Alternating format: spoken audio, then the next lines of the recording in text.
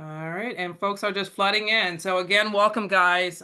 This class again, we're going to be talking about the working with sellers and buyers, and there's so much to cover. So full disclosure, this is a 2-hour class. We are going to literally be here for 2 hours. So I will try to make it as short and sweet, but it's just because I really want you guys to walk away with being confident and knowing exactly what to do to be able to start working with buyers as well as sellers.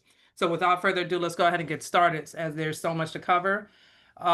With that, before I do get started, I'm going to give two people a chance. What are you hoping to literally walk away with after this class today? Aside from the obvious, working with buyers and sellers, but is there anything in particular that you're hoping to walk away with from this class? First two, the floor is yours.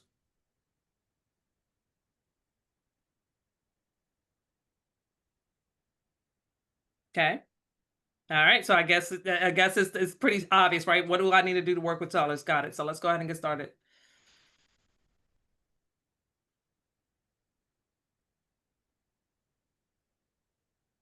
Welcome, guys. Welcome, welcome. The PowerPoint presentation is coming on. Everyone can see it, correct? I have my double screens on, so you guys should be able to see it. Just want to make sure everything is going perfect. Thank you guys for the thumbs up. So with that, all full disclosures in terms of the amount of the information that you guys are going to be seeing on screen in terms of just remember with warnings. Anytime you go out and start telemarketing, remember that you are a business. Just like all businesses always have to watch the do not call list. Make sure that as you guys are making your calls and you're prospecting, especially to someone that you don't have a relationship with, you want to make sure that you're cross-referencing their information with the do not call list, right? These are all disclosures about commissions because we all come from different states where everyone on this call is all over the United States. That is the reason why we cannot talk about commissions on here because, as we know, commissions is per brokerage, or excuse me, per office, if you will. So we will certainly steer away from that. Of course, fair housing, right? About treating everyone fairly and doing things the right way, right? In terms of the AI disclosures, all materials on here was most of it was generated by AI. So if don't feel like you have to copy and paste everything, as you always want to cross-reference that of which you're about to promote. Because again, as you guys are 1099 recipients, you guys are your own entity. So they just always like to emphasize the fact that anytime you ever pull some information of the presentation that's been portrayed to you guys today, make sure that you always follow through and do your own research to make sure that it is being portrayed correctly. All right, so with all that, of all the Ignite classes that has been taught, we are in class session number 16, which talks about working with buyers and sellers. All right. In this class today, this is the sort of the agenda, if you will, of what we're going to be going over, right? Obviously, making sure that you guys are being successful with your clients. Of course, that means covering what it looks like with working with buyers, what it looks like with working with sellers, the co-op agents, and et cetera, et cetera. All right. So as always, before we get started, we're going to be talking about, going over through the quotes here. So without, let's see if this all looks better now. All right. So virtually every top producing agent we have ever worked with has a deep and almost inherent sense of service. They have a servant's heart and place their buyers or sellers' real estate experience above all. They are always thinking service. So that is huge because, again, as I was kind of mentioning when we first started the class, the fact that, yes, we are sales individuals. But what makes a true salesperson successful in this business is being able to take off the sales hat and being able to put on that advisory consultant hat.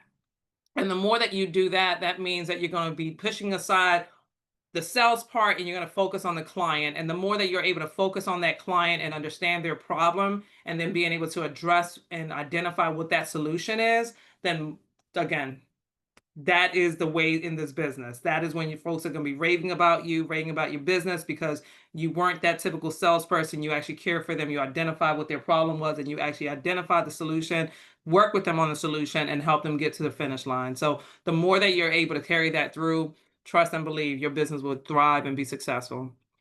Again, for anyone that hasn't met me yet, my name is Martha Luriano. I'm here out of our nation's capital. I myself have actually been doing this now for 23 years. my background in real estate, which I appreciate that real estate just offers us an array of different services that we can offer, right? So I jumped right into the property management. Then I worked at CoStar Group for over 8 years. And being at CoStar Group, it was CoStar Group's clients being commercial brokers nationwide. They were the ones that was like, Martha, you know a lot about real estate. You should get your license. And so thanks to them, that's the reason why was able to obtain my real estate license back in 2008. And hence I said 2008, right? Because in the world, as most people say, wow, that was a tough time to be in. And in my opinion, the best time to get into something is when it's at its worst. So kudos to any of you guys. If this is now when you just got started of getting your real estate license, by share of hands, how many of you have been just got your license in 2025? Perfect. Perfect. Yeah. The best time to really get to know something, right, is when you see it at its worst. And so that is the reason why life has showed me from start that it doesn't matter what's going on in the economy. It doesn't matter what's going on in the world. At the end of the day, you carry a license to help people move. And regardless of what's going on in the world, people will always have to move. So the more that you're able to use and utilize that license that you carry and not only focus on this type of business that you want to get, but you're able to sort of offer that array of services to your clients, the more and more business you're able to continue closing, right? But obviously it starts with education. So here we are, and let's rock and roll, right? With that, let's focus on, working with your clients, right? Of course, being a great agent requires being great in communication, right? So that provides being able to create that strong foundation to build that longevity of relationships, right? But being able to show your folks, uh, being able to show your folks in terms of what the foundation looks like, right? Look at it like whenever you are working with someone, you are helping them create a house, right?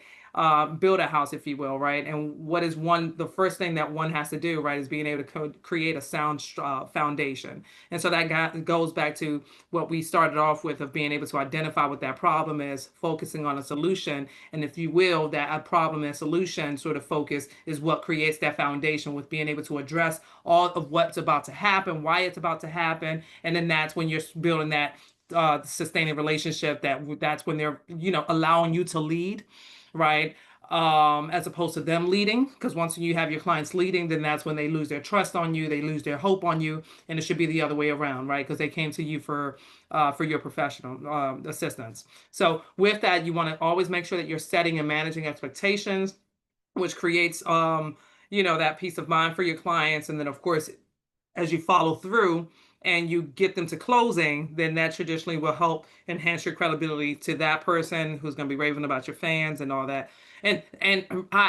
Because some of you have acknowledged that you've only been in the business for a short period of time, remember, if you don't know something, it's better off for you to always be true. I don't know the answer, but guess what? I have the right office. I'm with the right office. I have the right resources that'll always help me get the answers that you're looking for if I don't know. The more that you're transparent with people, that will really go a long way, as opposed to you faking the funk and speaking as if you don't, as if you know it, but then they catch you in a lie. That's when you've lost all their trust, and it's really hard to regain it at that point. So that's why you always want to focus on the three levels of service, right? You want to identify what the purpose is, right? Identify what that problem is in terms of whatever it is that brought them your way, right? As we can imagine the different types of individuals that we work with. I pride myself on saying I'm that one-stop shop for my clients. So to this day, I will help a tenant. I will still help a landlord. I will help my buyers. I will help my seller because I want to be that trusted person to them, knowing that if there's ever any real estate needs, I am their person to go to. So in other words, for any person that comes my way, I want to understand what your problem is, right? And then that way, by we understanding the problem, and not the problem can be, guys, remember, there's a couple things that normally can come across when I say problem. The problem can be that I need to move by X date, but this is my situation, right? You're addressing all the obvious things, how many people will occupy the property, how many adults, all the things, right? You want to identify what that situation is, and then being able to then work with that person on addressing what is the right solution for them. So I think that as realtors, it's always best for you to be able to share with them all their options and allow them to choose what works best for them. So in other words, we should never sort of consult them to telling, oh, you should take this path. You should advise them as to what their actual true options are and allow them to choose what is right for them. And as they confirm what is right for them, then that's when you guys find that purpose, if you will, in this case. And by you identifying what that solution is going to be and how you're going to support them and how you're going to help them get there, then you're offering them that value proposition. And obviously, every single thing that you guys talk about highlights what you're doing with number three there. So, it starts off with addressing their situation, and then you're able to then show them who you are and how you're going to be able to help them. Because oftentimes in our field, as you can imagine, realtors are always raving about themselves. And the more that you're able to not look at yourself and help them, then that's when you're going to sort of stand apart from your competition, if you will, because most realtors tend to, it's all about them, and it's not about them, it's about the client, right? So as we continue going on, right, in most states and most areas, in your jurisdiction of where you live, like where you work at, and your license at, will obviously, you'll know if by chance you're able to offer what's known as a dual agency, right? And that's when an actual real estate agent is actually representing both buyer and seller. In most states, you can only represent one person. In some areas, you can actually represent both realtors. And I've seen it that even if you are in that jurisdiction, that you can actually work with both sides. I've seen it where folks are like, you get your own realtor because they don't want to be responsible for being that middle person where it was kind of hard to watch for both of the individual's best interest, if you will, right? Both parties, individuals. So I've seen it where some colleagues of ours in our field, they're like, you know what? I know I can represent both of you, but I'd rather you get your another realtor or you go unrepresented because I don't want to be that real estate agent that works and represents both sides. So just obviously know your state law to be able to identify if your state is allows dual agency. And if it does, you always make sure in that consultation that your client is aware that that is an option, and have them sign it if they acknowledge or if they're okay, consent you to being able to represent both sides. So always remember your fiduciary commitment to your client, right? That whatever you talk about does not need to be portrayed to anyone else if it's not your clients. Whatever you receive from them, if it is something like, it could be something as in like, hey, I'm buying this house because I just came out of a divorce and I need to hurry up and get something or what have you. If it's something like so, you might want to get that. Well, not might. You should get that in writing from your client, confirming that they want you to use that in negotiations. Because sometimes people don't want you to divulge their privacy in terms of why the urgency and why they have to move. So that's just one example of many.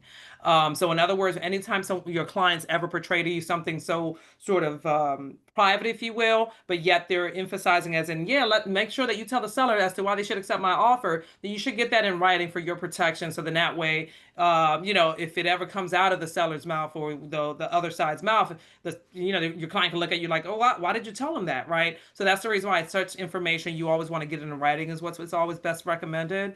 So just keep that in mind. I saw that Mr. John Young, you are raising your hand. How can I help? Yes, ma'am. Thank you. Of course. Okay. So I get what you're saying about advising the buyer to get their own agent if you don't feel like you can give them both equal fiduciary duties. But do you need to have the conversation with them about the commissions? Because now since you're advising them to get their own agent, they also need to know and be aware that they're going to be responsible for paying the commission to their agent, correct? Yeah, absolutely. Whenever you're working with so notice that even if you're not working with a person, right, they're not your actual client that makes them a customer, you should still treat them as if, treat people how you want to be treated, the golden rule, right? So in other words, even if that person you're simply just letting them know, right, by you hiring a real estate agent, you have to pay your real estate agent. That's okay for you to say it to a customer or to a client. Right. Now, if that person insinuates saying, no, I would love for you to represent me, but yet you're already representing the other side, then absolutely feel free to reiterate the fact that you'd be the one responsible for paying my commission, and feel free to address it and carry on with the conversation as you see fit. But absolutely, you should always share with customers what it is that comes with them hiring and working with a real estate agent.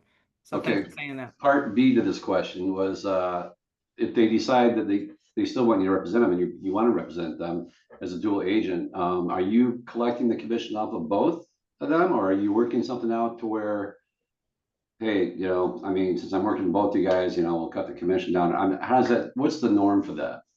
So the norm is that normally the listing agreement, the seller agent is the one that's in the back before August of last year when they, sort of created this new law that sellers no longer have to pay for buyer agents. Right, The listing agent is the one that captures and holds that information. So right, that's why, it's recommended that whenever you're working with a buyer and your buyer finds the subject property, and if you want to do your due diligence, or you should do your due diligence, as we're going to go over in a couple of slides of what that looks like, it's there when you're asking, hey, is the seller paying any of my commission? Now, before you start looking at houses with your client in that buyer consultation, that's where you share with them the fact that by me working with you, you are responsible for paying my commission. Now, right. it comes down to the property of choice because sometimes I'm able to negotiate on your behalf and ask and get the seller to help with some of that amount. But if by chance the seller's not able to cover all of it, I'm just sharing with you up front that in order for you to work with me, this is my fee. So I find that it's always best to have the ugly conversations with the buyers up front, and that would be at the consultations. Okay, so if it's the shoes on the other foot, where you're representing the seller and you're the open house and the buyer comes along and they want you to represent them.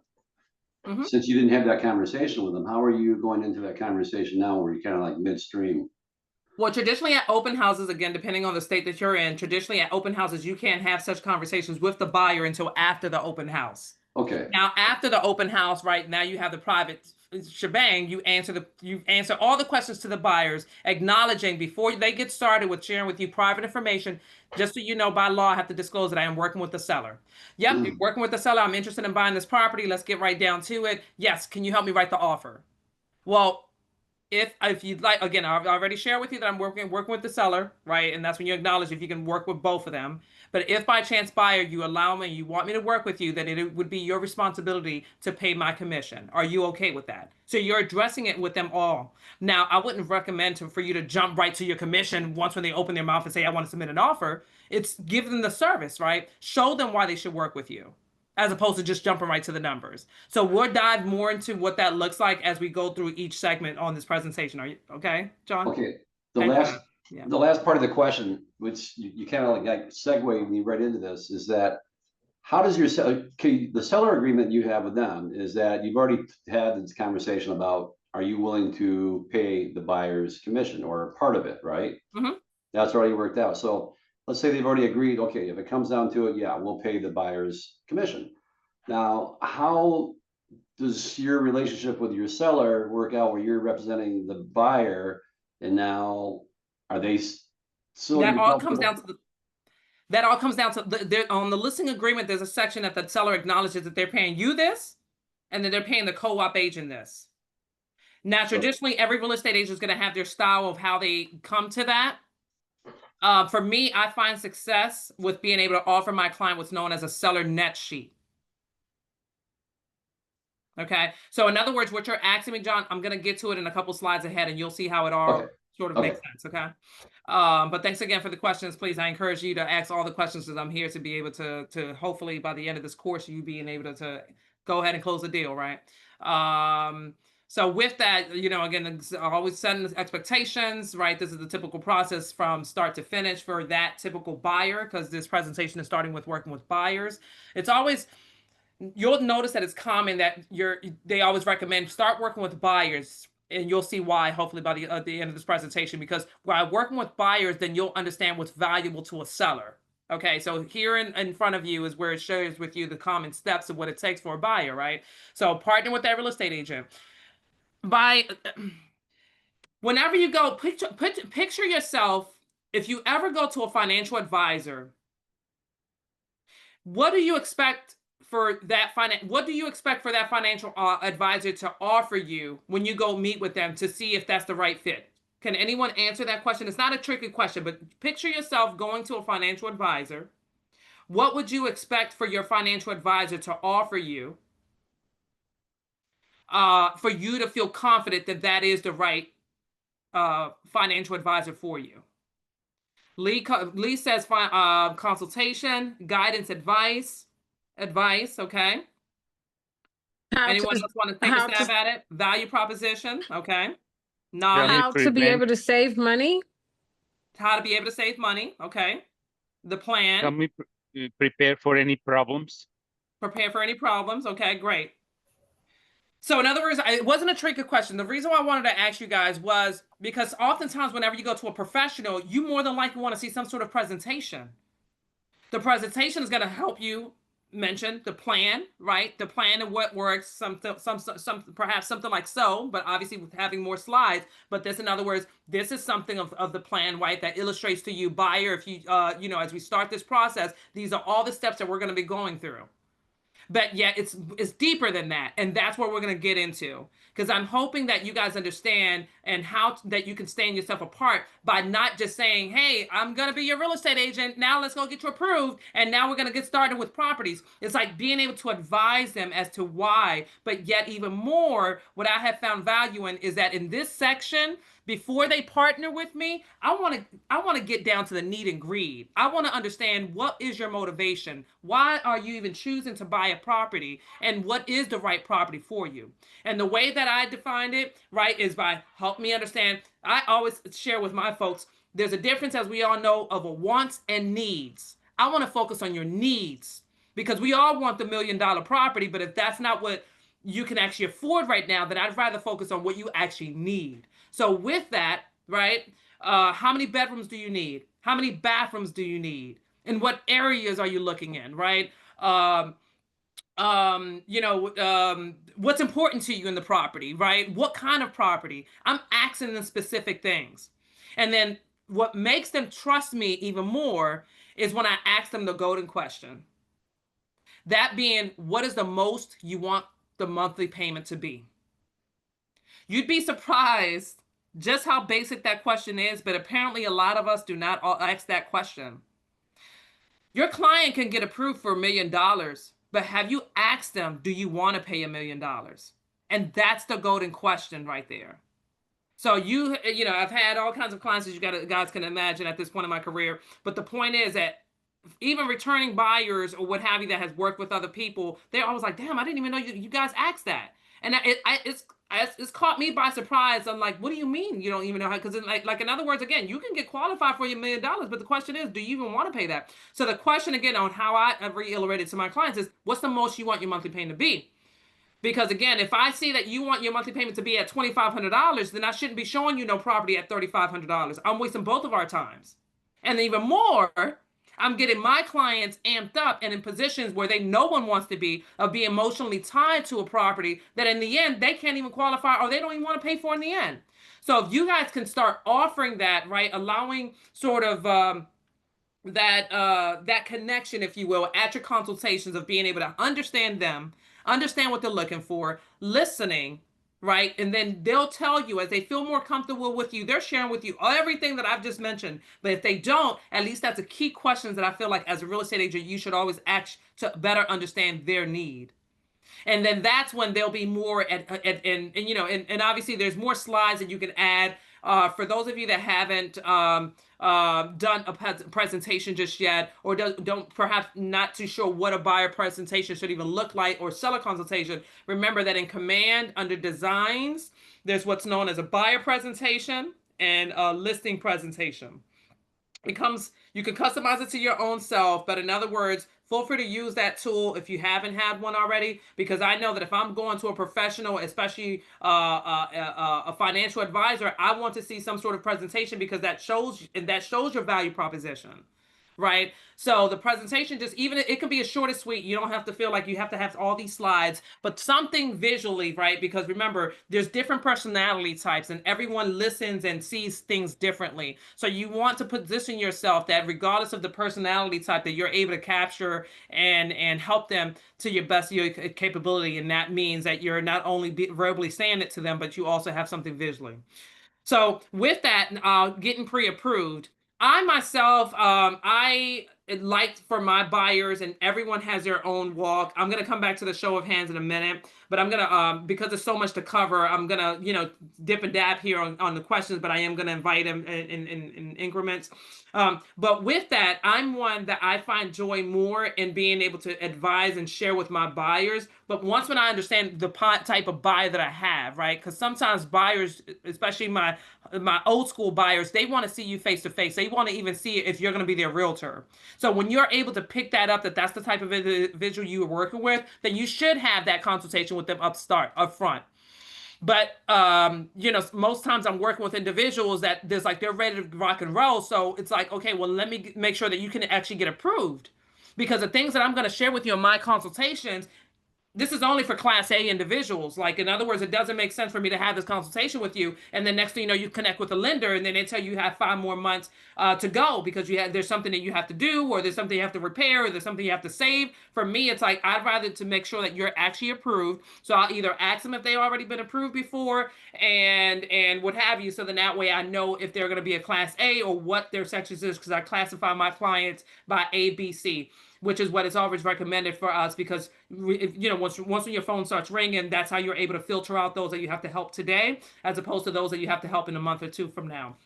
So in other words, for me, what works is that I actually get to have them go through this step first before I have this step. But it's common for you to sort of prepare you as a real estate agent to have this step first, so then that way you know when, who, and how you're able to learn if it's someone that you have to work with right away. And then, of course, everything else speaks for itself.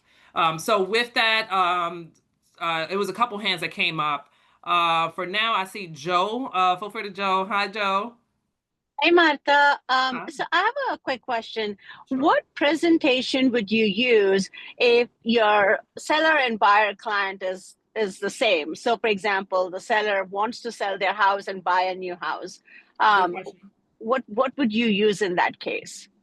Well, I will use a seller presentation, because it's always recommended, as I tell my sellers, depending on where their property is situated. Because remember, every transaction is going to be different. Obviously, we're all doing sort of the similar steps, but every transaction is going to be different. So if I'm able to identify that where the property is that they're selling is in a hot neighborhood, that the average days on market is a week, then I'm going to say, let's get you approved, pre-approved first.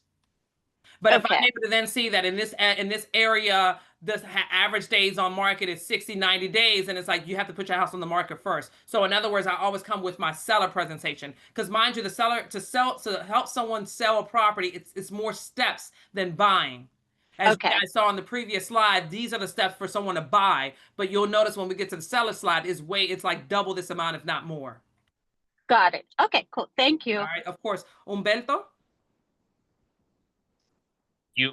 On my first conversation with my buyers, I always give them a few questions for them to ask the lender and for them to answer themselves.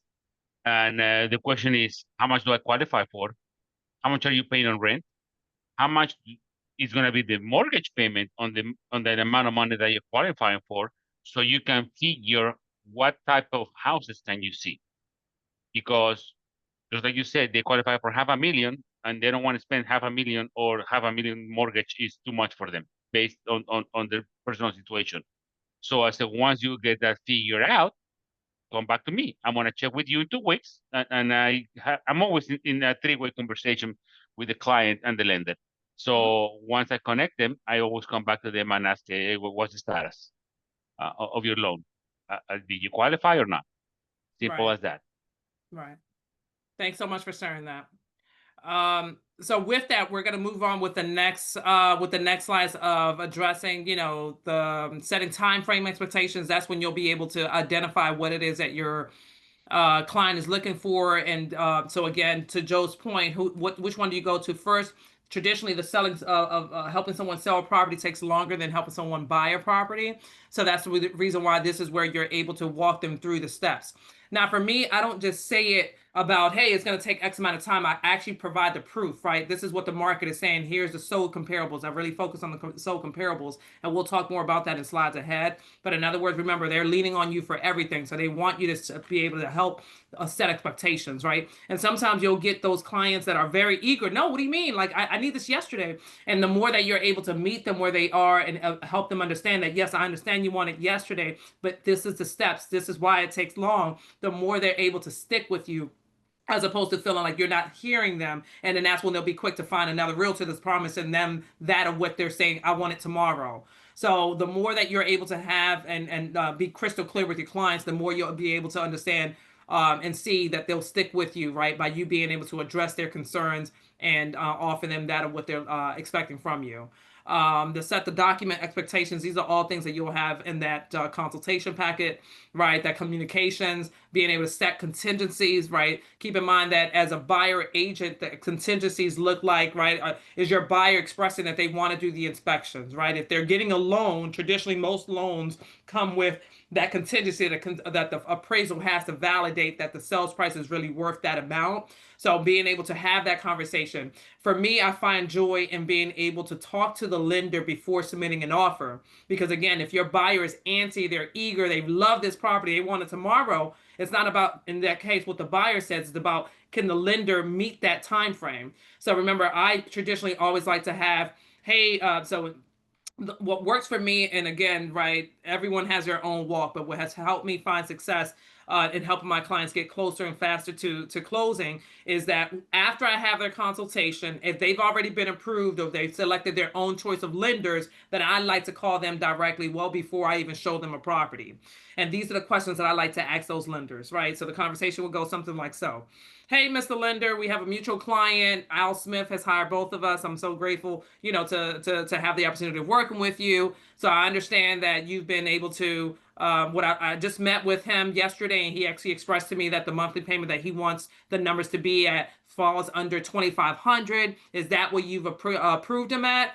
Oh, that's when they'll tell you, oh no, I actually approved him for, you know, $5,000. Well, again, he told me in that conversation yesterday that it's important for him to make sure that the monthly payment doesn't go back 25. So what does that mean? Because I see that the approval says 5,000, you know, like obviously the approval letter would say $500,000, for example.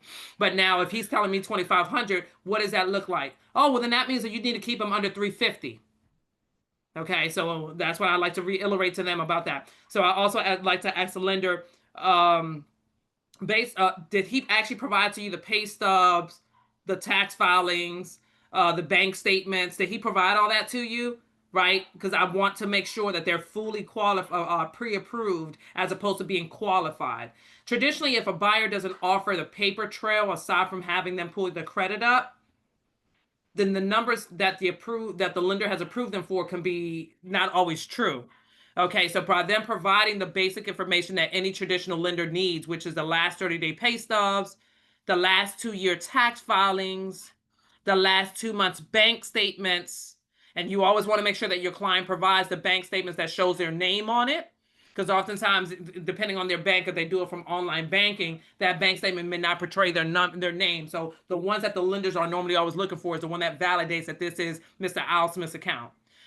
So in other words, I like for my buyers to always provide those documents up front, because that's going to save all of us time later on. So I like to make sure that the buyer actually did collect all that information. And if they didn't, then I'll go back to the buyer and emphasize the importance of them being able to offer that. But traditionally, I'll cover that in the consultation. Then I'll also ask them that based on what you've analyzed from our clients, do they need any closing help? And that's when, but I also ask that to the buyer, but now I want to hear with the lender, because how many times have you been in where maybe they shared it with this one, but they didn't share it with you, or the vice versa? So I like to always ask them, hey, lender, from what you saw, do they need any closing help? And that's when the lender, oh, no, they're solid. They don't need any of that. Or no, they actually definitely do. All they have is just X. And so that's information for us realtors to know, because when you're now, after the client has told you which property they want to move forward with, these are all things that you need to factor in as to how you can best help your client, best assist your client. Now, don't get me wrong. Even if the lender tells you, oh, they have all the money in the world, they don't need any closing help, of course, you'll still push to try to get your clients some closing help if by chance the opportunity presents itself. Now, those will be things that we're going to talk about when you're talking to the co-op agent. Another thing that I like to ask the lender is, what's your time frame to close? what's the quickest you can close. And that's when they'll tell you, oh, well, I can close in 21 days, but hey, but the program that they're going to use is actually going to push it down to 45 days. So I like to get all this information up front. And then I also like to see if there's anything else that I should be cognizant about as I start showing this client properties. So those are my initial key questions, just to simply introduce myself. And I also do like to let that lender know that as our client starts filtering out properties, addressing the ones that they want to move forward with, it's important for me to be able to send those properties of choice to the lender in hopes that when the time comes and I say, hey, Mr. Lender, these are the two properties that they're leaning towards. Please provide the numbers to the client. I want to, that way, you said that you want this 123 Main Street. I've now sent it over to the lender. The lender has validated that the numbers on this property is under that $2,500. So we're going to have all these tough conversations before we draft up that offer, because now is the time for us to have this tough conversation, because I, as your real estate agent, need to make sure that I am reflecting everything that is important to you now in the paperwork, as opposed to only addressing some of the things and then later on, oh, I forgot to do this. So that is your responsibility as a real estate agent. So that's why I like to let my lender know that when I send you the properties, I'm expecting you to, one, send our client that estimated monthly payment. If by chance, when I talk to the listing agent, the co-op agent, and I discover it's a multiple offer situation, Mr. Lender, when I send you the numbers, not only do I want you to tell the client the estimated monthly payment at list price, but I also want you to emphasize to the lender what's the most they can offer on this property. Because guess what? That will happen. So sometimes your client told you that you want $2,500, but yet for whatever reason, the property that they really want it, is actually $2,900 a month. So that's where the lender is going to let the buyer know up front that it's actually, if you really want this property, right? So now, when you're now letting your buyer know, hey, you want this property? I just talked to the seller agent. Apparently there's 10 other offers in hand. Oh my gosh, what do I have to do, right? It looks like you're definitely gonna have to go up higher than that $2,500 that you mentioned. Whatever I gotta do. So now the lender has already told them that they can go up to $2,900, and I'm speaking in monthly payments target, right? But the lender is the one that's going to reiterate it and say not $350, right? $425, whatever it is. But the point is that I share it with my clients on that end, because that's how I'm helping them decide: do you really want this property, yes or no, or what is the most that you willing to do? Right. And sometimes you'll see them say, I'm willing to go all the way up to 2,900, but you'll be surprised how you looking out for them in this manner will create cheering fans for them, because you're breaking it down so sort of easy for them to understand. And then that way you're also allowing them to make the choice. So then that way later on, they can't come back saying, I didn't know, no one told me all these things. So that's how you're saving all these headaches later on. I hope that makes sense. In addition to that, I also tell my lenders, I want you to tell the monthly payment, but I also want you to tell them the total money out of pocket. That means down payment and closing costs. Act as if there's not getting any closing costs, because I'd rather my clients know that if you want this property, you need to put up $30,000, for example. And that way, if the buyer knows that they only have 15, that they're going to have to procure the other one, or have to get creative on how they're going to be able to make the difference, because sometimes that only comes about when it's multiple offer situations. Because, the way our market is right now, that is certainly leaning towards a lot more of buyer agency. It's a buyer's market nowadays. You're not really seeing that as much in terms of multiple offers, but guess what? Every now and then you do see it, especially here in our DMV areas, where we still have some pockets of neighborhoods that have high demand. So perhaps in your particular part of town, there's just a few little neighborhoods now that still have that type of demand, but across the board, as we know, it's still a buyer's market. But in other words, I'm prepping you for when the market turns and when it starts getting stronger, how you're able to maneuver that type of situation, because obviously that's the worst of it all, right? In terms of competing in that multiple offer, if you're able to tap that, then everything else is easiest. Karen, the floor is yours. Yeah, if I'm not mistaken, in the beginning, did you say, for example, I know one of the questions that we were to ask the buyer is what they are willing to spend on a monthly basis for their new home. So at that point, that's when we do a net sheet, correct? No. That you're just Okay. simply having the consultation with them of understanding what's the most that they want to pay on their monthly payment. Okay. Because Okay, that's your focus, is that you know that you need to keep them under that amount. okay. But it's the lender, because I was listening and trying to take notes. I'm hoping that I have everything right. But it's the lender, it's incumbent upon the lender, in terms of one of the questions that you were asked, is to provide the buyer with what he or she would be paying on a monthly basis, to include basically, the total money out of pocket, which would be their monthly payments, maybe Down payment and closing costs. yeah. So that would be incumbent upon the lender, correct? But Uh, in the beginning, for us, it's just basically asking questions, what they would like to What's the most that they want to pay? What's the per month. estimated monthly payment? What's the most they want their monthly payment to be? Mhm. And what's the total that they have out of pocket? Do they What's need the- any closing help? That's what you would ask the lender. That was what I would ask the buyer in my consultation. So I'm asking my buyer in consultation first because I'm trying to get to know them.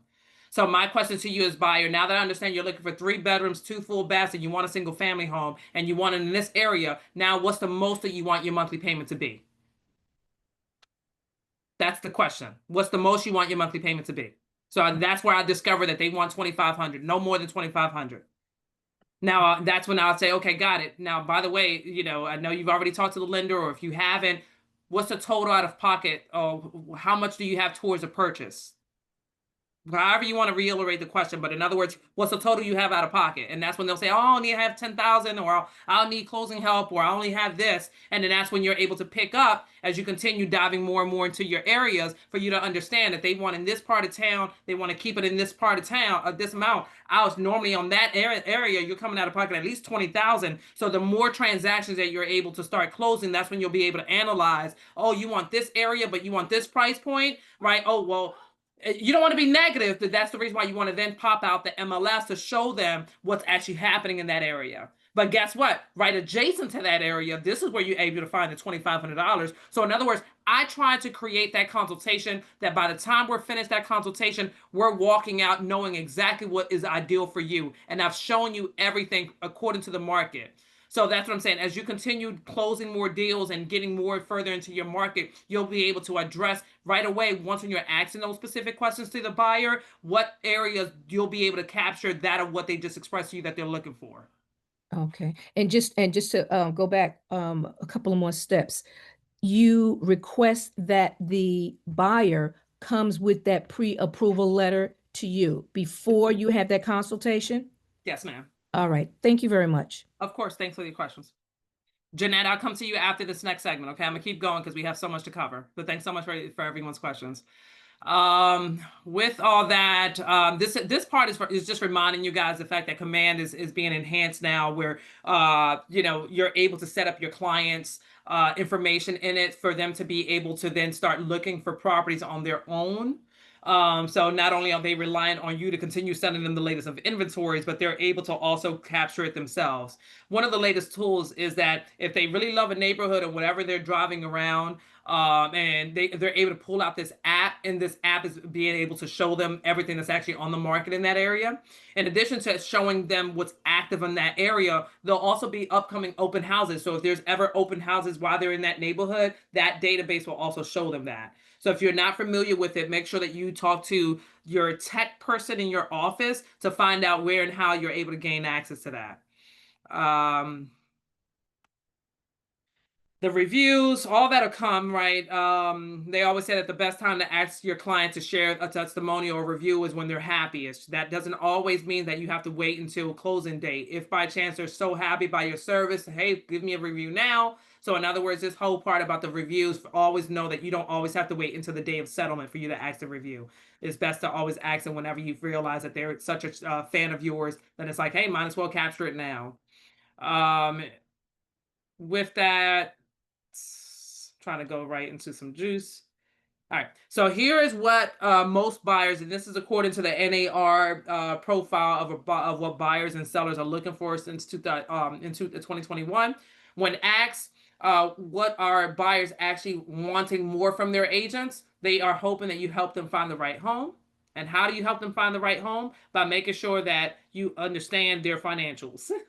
And of course, their criteria. And so that's why it's important, in my opinion, for you to have that consultation up front, for you to understand all that. right? So they're helping you. They're helping you to find that right home. How do you know what that right home is? By you understanding what their need is, right? Help them by negotiate. And now that you understand their buying power, now that you'll talk to the lender, right? Now you understand exactly what it is that you have to negotiate for your client. Because if you're able to identify up front that they need X amount of money and they need to close by X, then that's what you're negotiating, right? They need help with the price negotiations, right? Price negotiations comes with a variety of different things. I pride myself in offering this to my clients. When we're visiting properties and as they're walking through it to see if it's something that they envision, I am walking through it to see if there's any red flags that stand out to me.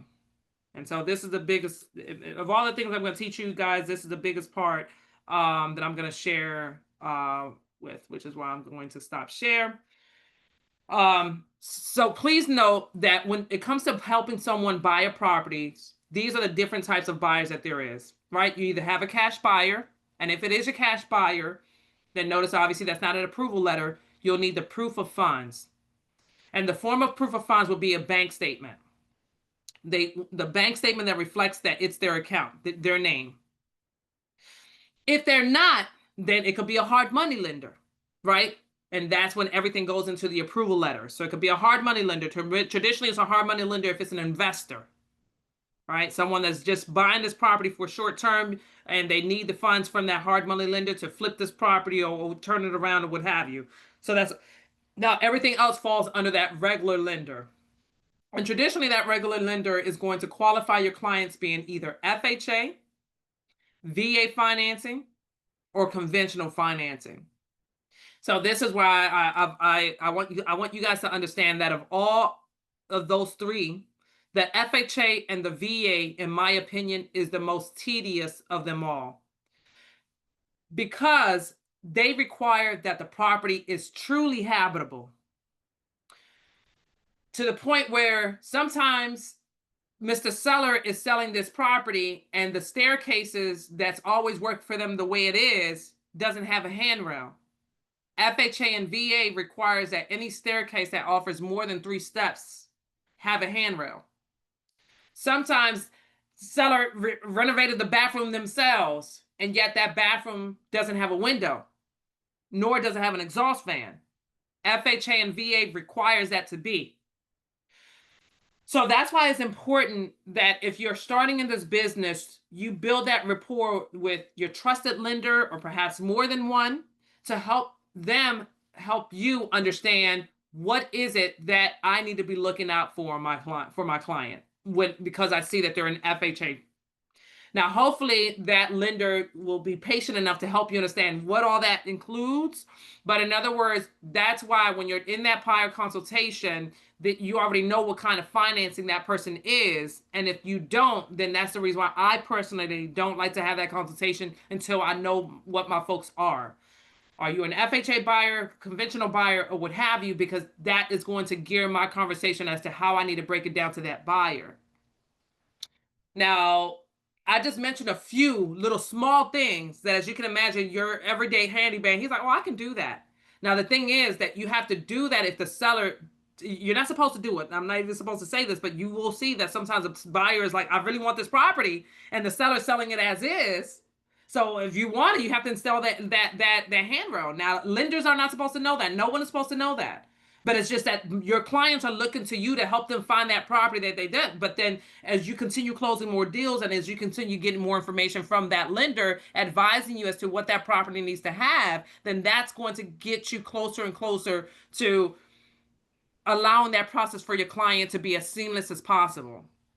Oftentimes, we're not having that conversation with our clients. And what happens is that your clients loves that property. You got them under contract. Great. Now they spend their monies on doing inspections. They spend their money on appraisals. And then turns out that appraisal comes back saying, oh, this house can't pass for FHA.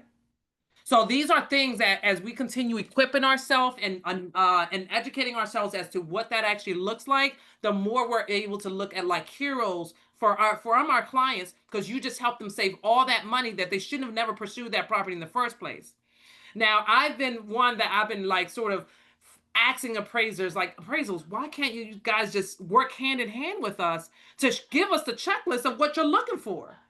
And till this day, all of them is because like, oh, it's the banks that govern this, or every year it changes, or this and that. And it's like, this will make our life so much easier by us knowing and educating our clients at start as to why they shouldn't have, and couldn't go for this property. Because again, when they want something, they're leaning on you to go get it. And if you can't get it for them, or if you do get it for them and it turns out they can't even get it, then guess who's the bad guy?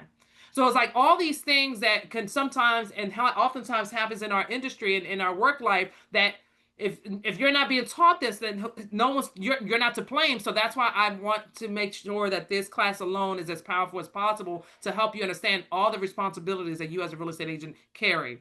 Now, I hope that that's not scaring anyone, but I just want you to understand it's not only about identifying the buyer that you're going to work with, but it's also about identifying all the steps. But yet notice how every step requires you to educate yourself fully so you know what to look for. So with that, let's jump to questions. Jeanette, thank you for you've been patiently waiting. It's all yours. Okay, I just had a quick question. When do you bring up the earnest money deposit? Like, is it a certain percentage, or where do you throw that in? I do that in the consultation. In that consultation, remember, I was just saying, I start off with, letting my buyers vent, because they came here traditionally sometimes with so much that they got to get off their chest. They're just waiting for that perfect person that's going to let them vent and listen. So after I've let them vent, then that's when I go into the questions that I, as a real estate, need to know, which I've, kind of shared with you guys. Now, after that, now I'm jumping into, now the presentation would include all the steps. And so going back to that slide that kind of emphasized all the steps, I'm going through literally each one, right? And so when it comes down to viewing houses, the two things that you definitely want to have in hand is that approval letter and your checkbook, if you have it. Or do you have a checkbook? And that's when they're like, no, who has a checkbook nowadays? You're building rapport. But in other words, you're going to have to submit an EMD, and that's known as an earnest money deposit. So I'm giving everything to them at consultation. Because again, my goal is that by the time we finish this consultation today, we're able to start flying, and we shouldn't look back because we've addressed every and anything here. So, as you're creating your own consultation, that's definitely something. Address any and all fees up front, including your commission. Is there a certain percentage? Yeah, you go ahead. Is there a certain percentage of the earnest money deposit, or whatever? I always break it down to buyers that they're the ones that have the right to choose as to how much the amount is going to be created for. In today's market, it's common that it's for it to be at least 1%, but it really comes down to the property of choice, because if by chance they're up with competition, then they're the ones that have the final say so as to how high they want to make that EMD. Helping them understand that whatever amount you decide to write it for, it will be applied as credit the day of settlement. So I'll break it down to them, say, if by chance your lender tells you that you need to bring $20,000 to the table, and yet you provided $5,000 as an EMD, then that means you need $15,000 left. So I try to break it down to English 101 for them to understand how it's in their favor.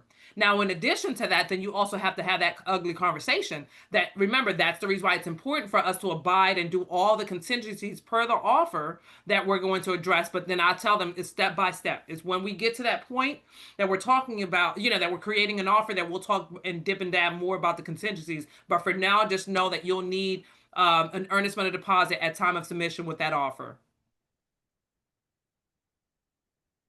Thank you. Of course. Anna? Hi, yes, I have a question about, you mentioned about, let's say on the example of buyers, that you have A, B, and C type of clients, and depending on which category they belong to, that's where you put them in your priorities. But say you're dealing with a C buyer, so somebody who is reaching out to you and is interested in buying a property, but say he says, well, really, we're not in a hurry. It's about 6 months from now, say 7 months. But I'd like to, if something nice, if some occasion happens now, who knows, we might jump on it. So in a way, they're implying they would like you to be working with them.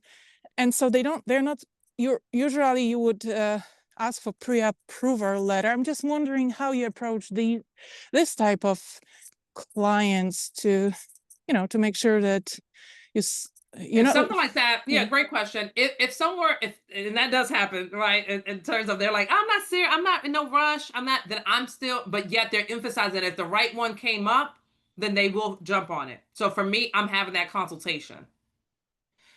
I'm having that consultation of understanding what it is that they're looking for, what's important to them, and even more, their motivation.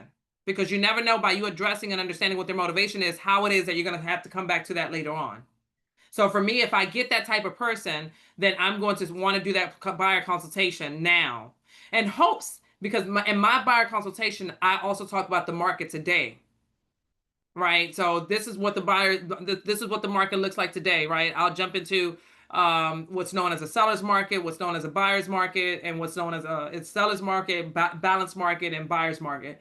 And in other words, as you guys do your research, you'll notice that what's known as a seller's market is when properties are selling in less than 4 to 5 months.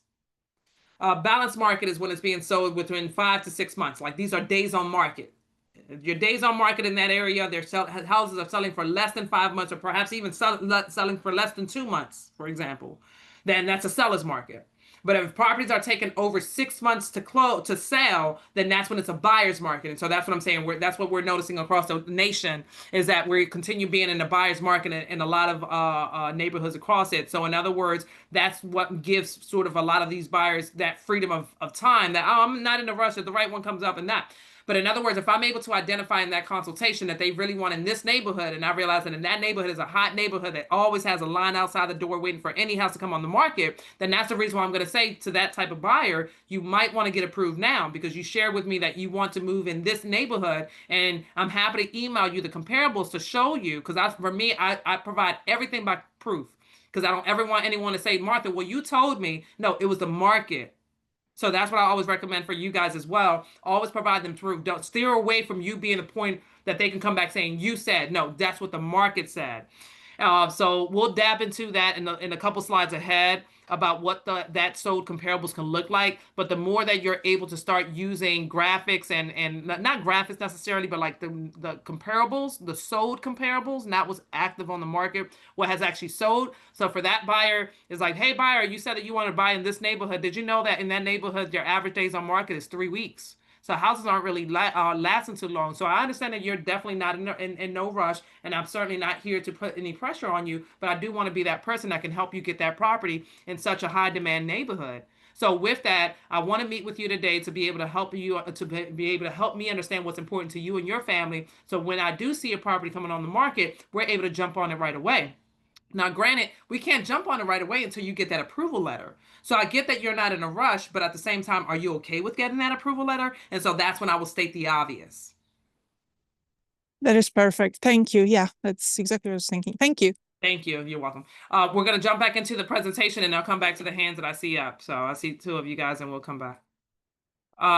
This is a cheat sheet for you guys. I know that, we have a couple folks that are fairly new to it, so I want this to be as helpful as possible. Notice that this is some of the questions that one can ask to help get to know your client better. If you guys lean on that command to create those designs, those presentations, it'll have it on there.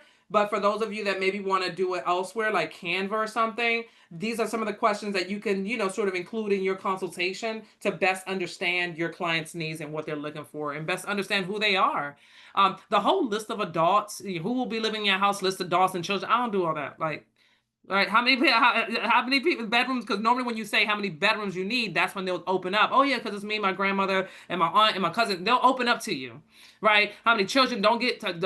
Children is a very sensitive topic. So not unless you're building rapport and it's obvious that the child is right in front of you. You don't want to start collecting information about children and stuff like that, because sometimes that can be taken the wrong way. Pets, of course, it is important to understand what kind of pets they have, what the breed is, how big they are, because depending on the property of choice, sometimes for example, if they choose a property that's in a condominium or a homeowners association, sometimes associations may have bylaws that prohibit such pets. So by you knowing up front what, who's going to be occupying it, then that can save you and your client time later on. That's a great question. Number 2 there, what are the absolute non-negotiables for your home?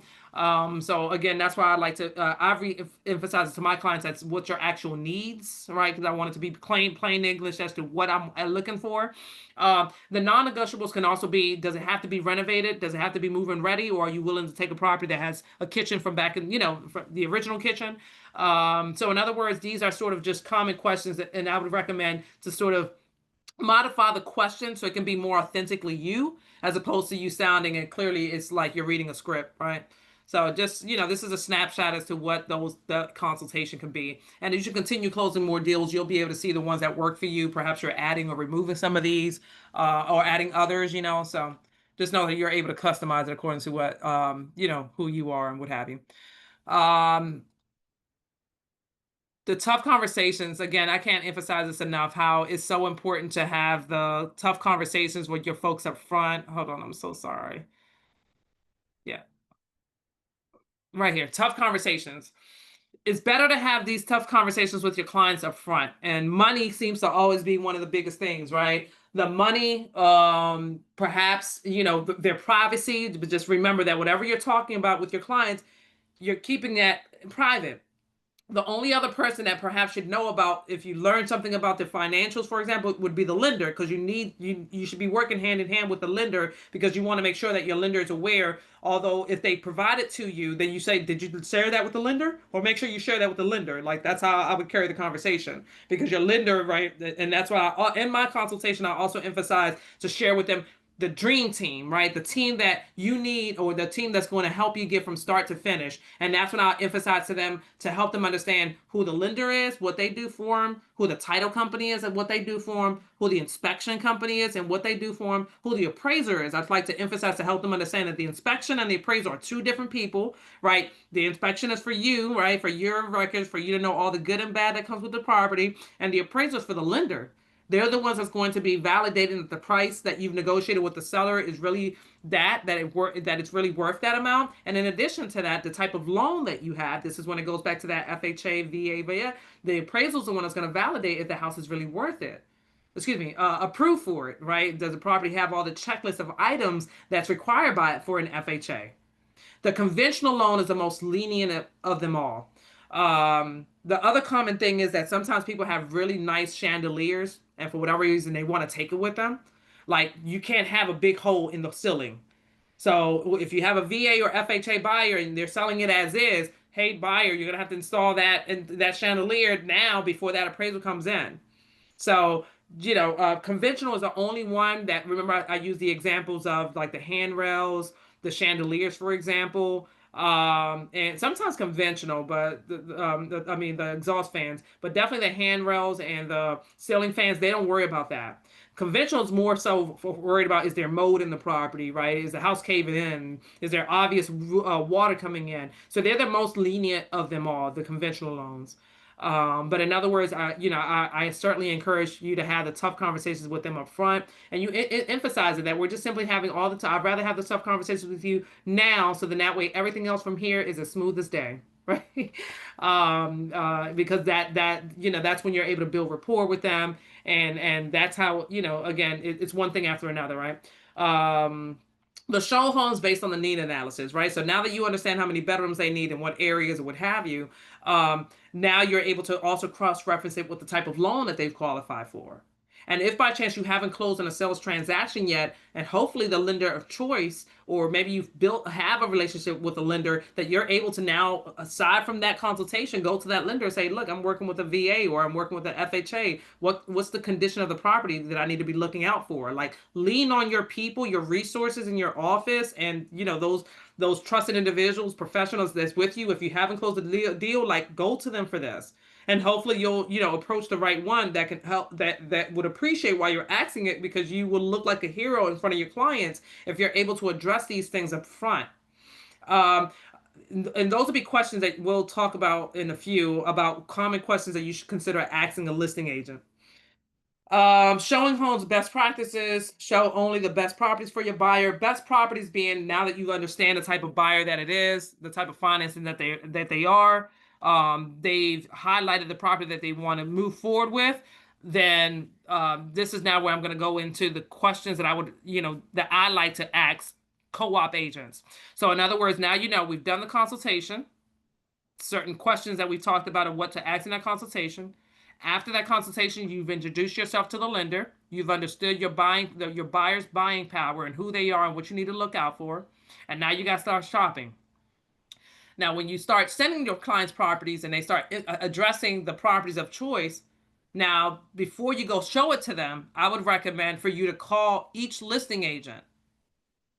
To those listing agents, those veteran ones, they would appreciate if you're asking them the following, because they understand, right? You're trying to save everyone time. So in other words, hey, Mr. Listing agent, I'm about to show you 123 Main Street. I just want to have a couple questions to ask you before I show it, right? Is this a good time? Yeah, so do you have any offers in hand, right? I have an FHA buyer. Will this house pass for FHA? Traditionally, if it's if not a veteran, they sometimes don't know what that means. They probably get frustrated as to why you're asking them that. But those veterans, we would appreciate why you're asking that, because it's exactly what you're doing. You're saving everyone's time. Like, you should not be seeing this property if this house is caving down. Like, FHA will not work for it. So do you have any offers in hand? How soon are you presenting offers if you receive it? Will this house pass for FHA? Is the seller helping with any closing cost? Is the seller paying any buyer commission? And sometimes, don't be surprised if they're gonna say, just include it all in your offer. To me, that's an open invitation, if that's the response you get. It's an open, I see someone that was on here that I know she wanted to get on this call, so I'm gonna re-emphasize that when I see that she joins it. Yeah, so in other words, by you understanding, if by you asking, or is the seller open to helping with any closing costs, and is the seller paying for buyer commission, and the response is just put it in your offer, to me that's an open invitation, as opposed to the response being like, oh, no, my seller can't do all that. They're not doing any of that. That's when you should treat it as in, like, buyer, you're on your own. You got to pay for your own closing costs. So in other words, that's why when you show after you show the property and your client is like, I really want to move forward with it, then that's why you should present it to the lender as so. Please let this buyer know tell them the estimated monthly payment at list price, but then also tell them what's the most they can go for on this property. And remember, when you're sending it to the lender, not only are you telling them, give me the estimated monthly payment, but you're also saying what's the total out of pocket. Please include the down payment and closing costs without any closing help. So then that way, after you've shown them the property, and this is the one that they want to move forward with, now you're able to have that tough conversation. All right, got it. Well, this is what I've learned from the seller agent. If this is the one you really want, the seller's not going to help with any closing help, nor are they paying my commission. So I've asked the lender to give you the numbers, and normally the lender would give it to them and you. But in other words, the lender said that the monthly payment, we're going to use that same analogy of $2,500. The lender said for this property that it's $2,500. Now, the most you can go for on this property is actually $2,800 a month. And now with the $2,800, that we can possibly include the closing costs in that. So in other words, that's sometimes what it is that we do. That when I'm talking to that listing agent and the listing agent is saying, no, Martha, the seller is really tight on these money. They don't have any money, right? If you want any closing costs added on top of the sales price, that's when we're having these conversations, right? Because that's when the listing agent is already telling you who the seller is and what they're looking for and what's important to them. And another question I ask to the listing agent is, what is your ideal buyer? What's the seller's ideal buyer? And that's when they'll either respond back saying, that's someone that can close as soon as possible, Martha. These folks really need to move, or whatever it is. That's what I'm able to learn what the seller is looking for. So if this is the property that my client chooses in the end, now we come fully prepared, because now we know what's going on with the seller. We know that they're limited with funds, and we know what they're looking for. They need a quick closing. So I'm going to try to share all that with my buyer. Now, if they really want it, I'm going to encourage them. Well, they said they want a quick closing. Yeah, buyer, I know you said 45 days, but in order for you to get this property, it would be ideal for you to come in perhaps at 30 days, right? Because they're telling you they need a closing. So in other words, that's the juice right there that I would recommend to try to get from a listing agent. Now, granted, that listing agent can be apprehensive. They may not always respond back to these questions, but in other words, it's great that you're asking it, because remember, you're looking out for your client's best interest, and you're looking out and you're doing your job to do exactly that. Look out for their best interest, right? Now I've said a lot. Let's jump to questions. Cassia? Really quick question. Do you have time today at all to show us how to run a local market or neighborhood stats for like a buyer's presentation? Let's see. Great question, Cassia. Let's see how much time we have, because we're still on the buyer section. We haven't gone to the seller section. I just want to make this as informative as possible for you. So Sure. it's tentative at what time we finish with this class. Are you okay with that? No problem. Thank you so much. Thank you. Magali? Hey, good evening. So my question would be, whenever you're having like a buyer's consultation in regards to like fees and so on, how do you elaborate like the inspection and the appraisal and any additional like fees that they're gonna have to pay? And like, when do you state that in the conversation? So the consultations, great question. Remember, I start off with my questions about me understanding my client's needs. And then that's when I jump into, got it. Now that I understand this is how much you've been approved for. This is the type of loan. Now let's jump into the presentation I have set for you. And so the presentation that I've created, you know, obviously is different topics, but everyone, you do whatever you fits your style. But for me, one of my slides is that I help them understand all the professionals that's going to be working alongside with us to get them to the finish line. And that's when I'll put it in order, right? What we're doing today, what you've already done, you've talked to the lender already. Kudos to you. Congratulations, you've been approved. Now what we're doing today is that we're doing the consultation. And then that way, now we can go ahead and start looking for properties. Now, when you do find that property, remember that's when we're talking about the earnest money deposit, right? You're going to need the earnest money deposit to go along with your offer. And once when you're under contract, there's going to be a couple things that you need to do. You're going to have to schedule, right? You're going to have to, one, send that EMD to the title company. You're going to have to schedule the home inspections. And by the way, there's different types of home inspections that you can do. Just keep in mind that each one comes with a fee, and it is your responsibility to pay it, because it's for your information, right? And so they traditionally, home inspectors expect to get paid at time of inspection. And then that's when I'll also then go into the lender, right? Or I'll go into the appraisal, and that's when I'll help them understand that the appraisal at time, the lender, the third thing that they're supposed to do is, remember, send the EMD to title company, schedule the inspections, and start working with the lender.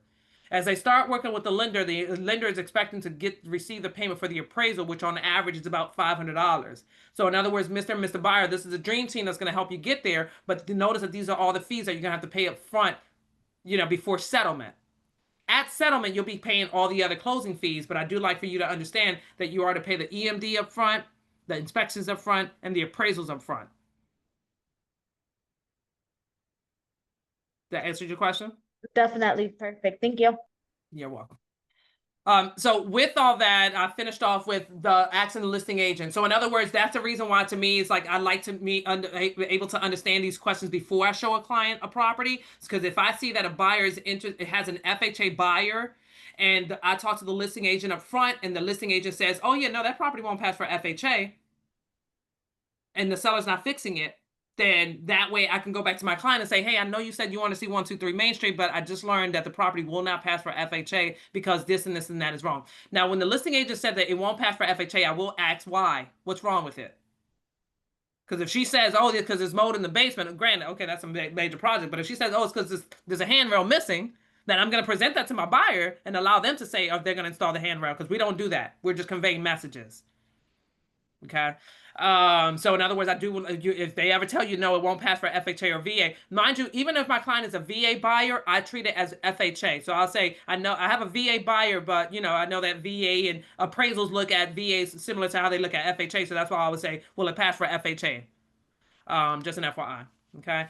And these are all the other common things of what you should consider, doing.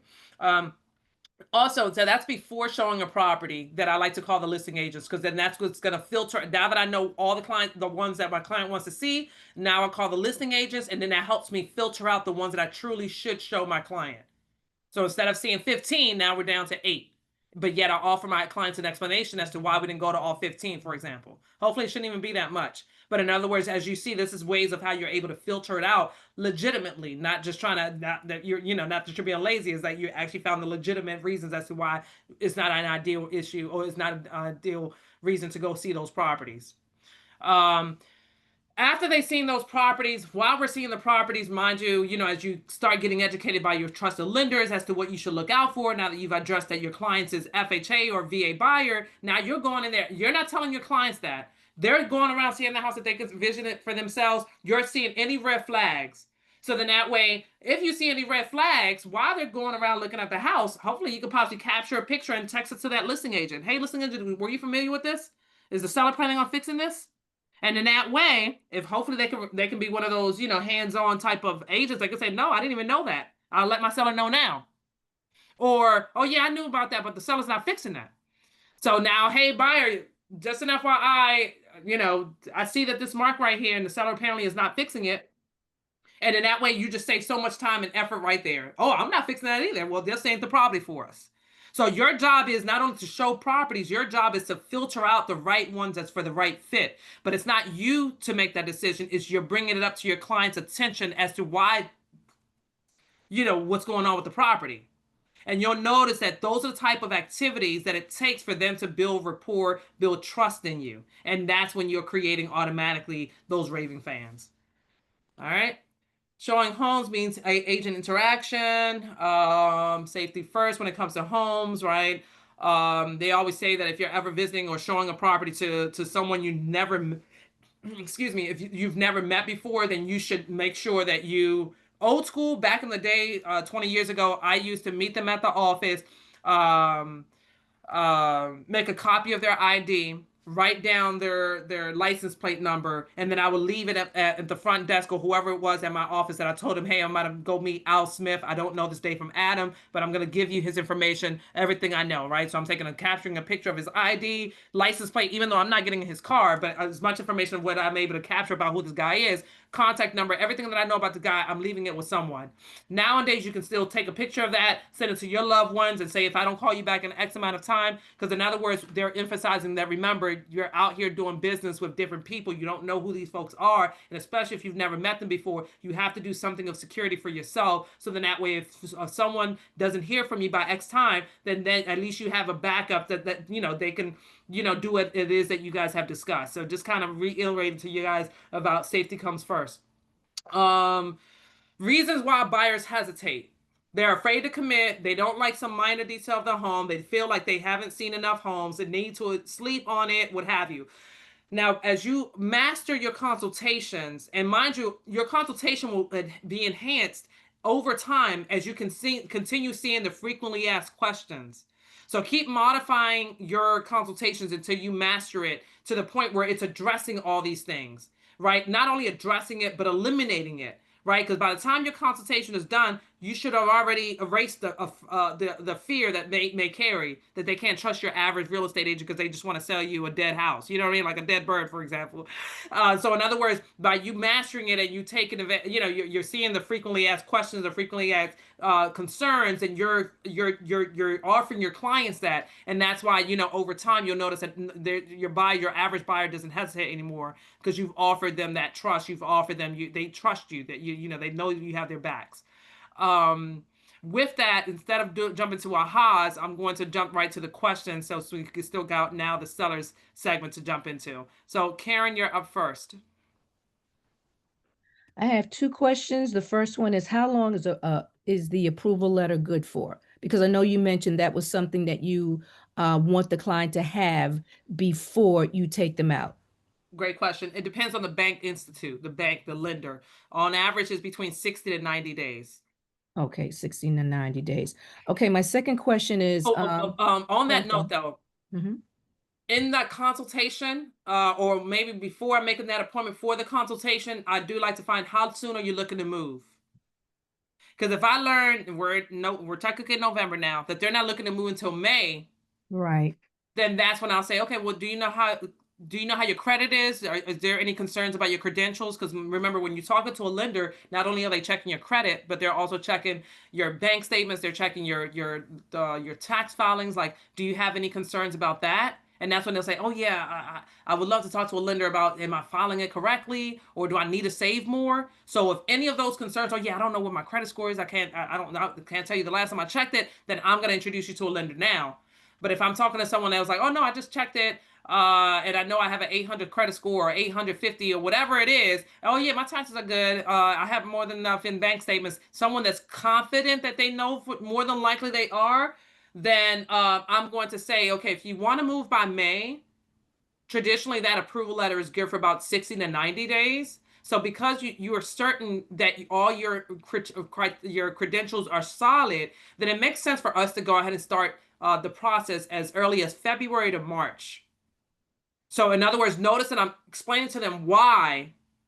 Now I'm happy to start with you now, but I just don't like especially when I have when I'm working with a client that knows that they have strong credits and all that. I just wouldn't want banks to start pulling your credit up now and then having to pull it up again in the near future when you're not technically looking to move until May. Oh, okay, you do have a reason. But if by chance, if for whatever reason you decide to move before May, I mean, we can meet as early as, what have you. But in other words, you're helping them understand why it's not ideal for us to start now. But yet you're also illustrating it to them as to you're sort of looking out for them, right? Because you don't want their credit to start getting dinged because, they're pulling it up so often when it's like they technically shouldn't have to until the time period comes. Right. Okay. The other question is, the seller already had their home appraised. Should I still have my client pay to have the home appraised again? The buyer lender always is going to get their own appraiser. Every now and then, if the appraisal was done less than 30 days ago, they may look at it. But remember, it's because it's the type of loan that they have. So the seller just had their general one that shared with them the value. But the buyer has an actual appraiser that's adhered to a VA type financing, that's adhered to a conventional type financing, that's adhered to an FHA. Think on that note, FHA, whenever an appraisal is done on a property, that FHA appraisal stands good for 6 months. So if your buyer ever go after a property that for whatever reason the previous buyer fell under contract, then hey, was that buyer an FHA buyer by chance? Yep, great. Okay, so we can use that appraisal because that appraiser was good for 6 months because it's an FHA.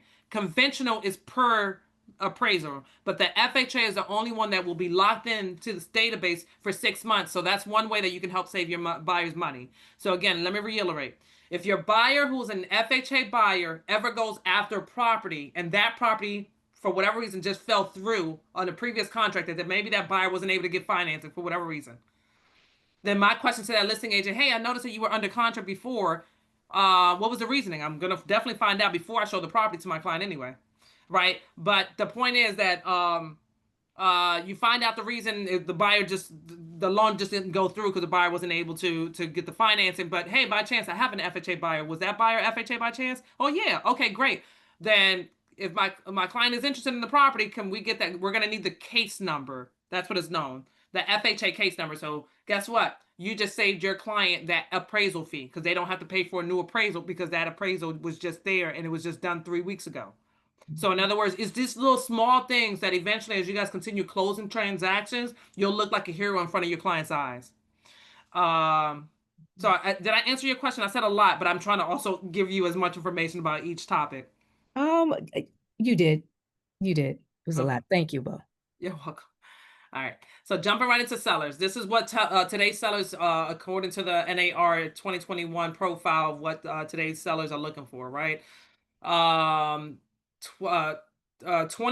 of them said that they want you to help them price their home competitively. 20% of them said that they want you to help them market their home to potential buyers. 16% of them said that they want you to help them sell their home within a specific time period. And 16% of them said that they want you to help find ways to fix up homes to sell it for more. I talked about this in the class that I taught last week. So hopefully we can go right into some of the things that is going to be repetitive, but in case some of you weren't on the call, I'll try to go back into what that means for some of those topics. Trying to jump into some stuff. Price and condition. So whenever you're going out for a seller listing appointment, when I'm locking down that appointment, I think that there's key questions that you should ask the seller before you go out to the property. That being, what's the address of the property? What type of property is it? Is it a single family home? If it's a townhouse or a duplex, great, right? Is it an end unit? Because as we know, end units traditionally sell for more than the inline units. How many bedrooms? How many full bathrooms? How many half bathrooms? How many levels does the property inside have? Is there any garage? And if so, how many spaces, garage spaces? And is there an existing mortgage on the property? And if so, how much do you currently owe on the property? They're going to say, why do you need that information? Well, the day that I come to you, Mr. and Mrs. Seller, to meet you, I would like to also bring forth with me what's known as a seller net sheet. In addition to a seller net sheet, I'm also going to bring with me comparables, right? The comparables is what actually helps you understand what homes are selling for in your area. So I'm going to bring forth the seller net sheet, and by you helping me understand how much you owe against this property, then the seller net sheet is only going to help you, seller, understand how much you're about to potentially net from this sale. And that's when you go, oh yeah, great, that's exactly what I needed. So that's the reason I like to ask that. And last but not, I asked them 2 more questions. I say, how would you rate your property? Would you rate it if that's in great condition because you recently just did renovations to it? Would you say that it's in good condition, or would you say it needs work? And that's when, oh yeah, my house needs work. I haven't, done anything to it, or that's when they'll open up, right? Especially when they feel comfortable with you. Oh yeah, no, this is my grandmother's house and she's owned it since the 60s and she's just never done it. So everything's still the same. So you're hearing the condition of the property. So that way, when you do your research, then you're matching it to what they just said, right? Because when you're doing your comparables, then you should be, if it's a renovated property, you should only be focusing on renovated properties. If it's a property that needs work, it's a property that you should only be focused on renovated properties, right? And then another question is, have you done any research on your home? Do you have an idea as to how much you're hoping to get out of this house? Because I want to learn that if they're hoping that they get $700,000 out of this house, and yet they owe $200,000, they're looking at potentially $500,000 of equity that they could be netting. So if by chance, so that to me is all informative. So then that way I know what I need to come to that listing appointment with. So hopefully I can get the deal. All right. So that's the questions that I need, and that way I'm locking in the appointment. Everything else is right. I'll bring with me. When I go to the property the day of the listing appointment, by the way, before I close on that call, I'll say, are you the only owner of this property, right? Or is there anyone else that's owned this property with you? Oh yeah, I'm the only owner, but I'll say something like, if they say, yeah, I'm the only owner, I'm like, okay, got it. Well, is there anyone that you would like to invite to this consultation with us? Like, in other words, is there anyone that, that you would love to have in the space? Because I always invite any and all decision makers to this consultation, because I'd rather include everyone at once so we can discuss any and everything all at once. So in other words, I'm sharing with them to make sure. So then that way, when I'm locking down when we're going to meet, now they should include all those individuals, because you shouldn't meet with the wife and the next thing you know, the husband wasn't there. Or you shouldn't meet with just that solo seller, but that they're leaning on their cousin Bob to offer them advice. I want cousin Bob there too. So in other words, if you learn that it's not only them, then I would say, yeah, feel free to talk to them and let me know the next 2 days and times that work for both of you. Now, when I shared that in the class last week, someone mentioned, hey, well, I'm a dual agent. I work. What if I'm not available one of those times? So if you know that your time is limited, then you can share exactly that. Hey, how about you talk to them and let me know when you guys give me at least 2 different days and times that actually work for you. But on my end, just note that I can be available as early as this Saturday at 12 o'clock, 12 to 3, or I can be available next Tuesday from 6 to 8. hopefully you guys don't, either of those dates work for you. And if not, just let me know the next 2 days and times that work for you. Because in other words, I want to be as available as I can to them, as opposed to me making it seem like I'm only available Saturday and Tuesday. And the next thing you know, oh, I talked to them. They were available on Wednesday. Sorry, you said you weren't going to be available. So to me, it's like always still close with like, if those 2 days don't work for you, let me know the 2 days that work for you. So then that way you're able to still lock the appointment in. All right. So with that, now we go into the condition of the property. As you guys saw, that was talking about the condition. For me, what I found success in is that when I go to the property, I like to go through the property, walk through the property. They'll say, hey, do you want to walk it alone? I say, no, I want you to walk with me, because that way they're giving me actual live feedback of what I need. Should I need to, write down any defects that I may find. So now, as I've found any, if any, that now I'm able to best prepare myself on how to have that sensitive conversation with these sellers. All right. So then that helps create that foundation that we always, sort of illustrate. That again, look at those consultations as if you're helping someone build a structure. And obviously, as we know, to build a structure, you have to create that foundation. And building that foundation oftentimes comes with having tough conversations. But at the end of the day, when you're creating it and the way you're saying it, it also does help with building that sustaining relationship, right? Also gives and shares with them that you are the person leading the charts, and you are confident in knowing, and it shares your knowledge, it shares your experience, and that oftentimes gives your client that peace of mind, and obviously it enhances your credibility. Just making sure that you're always following fair housing, you're always following the equal housing opportunities, that not only are you doing that with the person in front of you, but that you're also representing the property to do exactly that. With that, remember that this is a slogan that Keller Williams prides itself on. And it's the more listings that you're able to get, right? The more leads that you get, the more listings you should be able to filter out of it to eventually, build that sustaining business where you're then eventually gonna have to hire to leverage that business out. But let's go back to having that consultation. So right now that you've walked through the property, you see the condition of the property. Now you're able to now bring forth the seller net sheet. Now, sometimes when you do the comparables, I think that as listing agents, you are to focus only on what has sold. So for me, I actually bring 2 comparables. One that actually shows me what has sold in the past 6 months, and the other one that shows our current competition. So even though the sold comparables is what you should use to see what your average price is going for in that area, and mind you, that's what you would create your seller net sheet on, right? So obviously you haven't visited the property in preparation of the appointment, but now that you have seen it, at least you knew that your average, price in that area was, let's just say, $350. But now that the house actually needs way more work than those that you saw that had sold, now you're able to now bring the numbers down according to that average that you're calculating at, but at least you're able to still walk in with the seller net sheet at $350, if it's including the numbers that you learned from the seller when you were closing out for that appointment.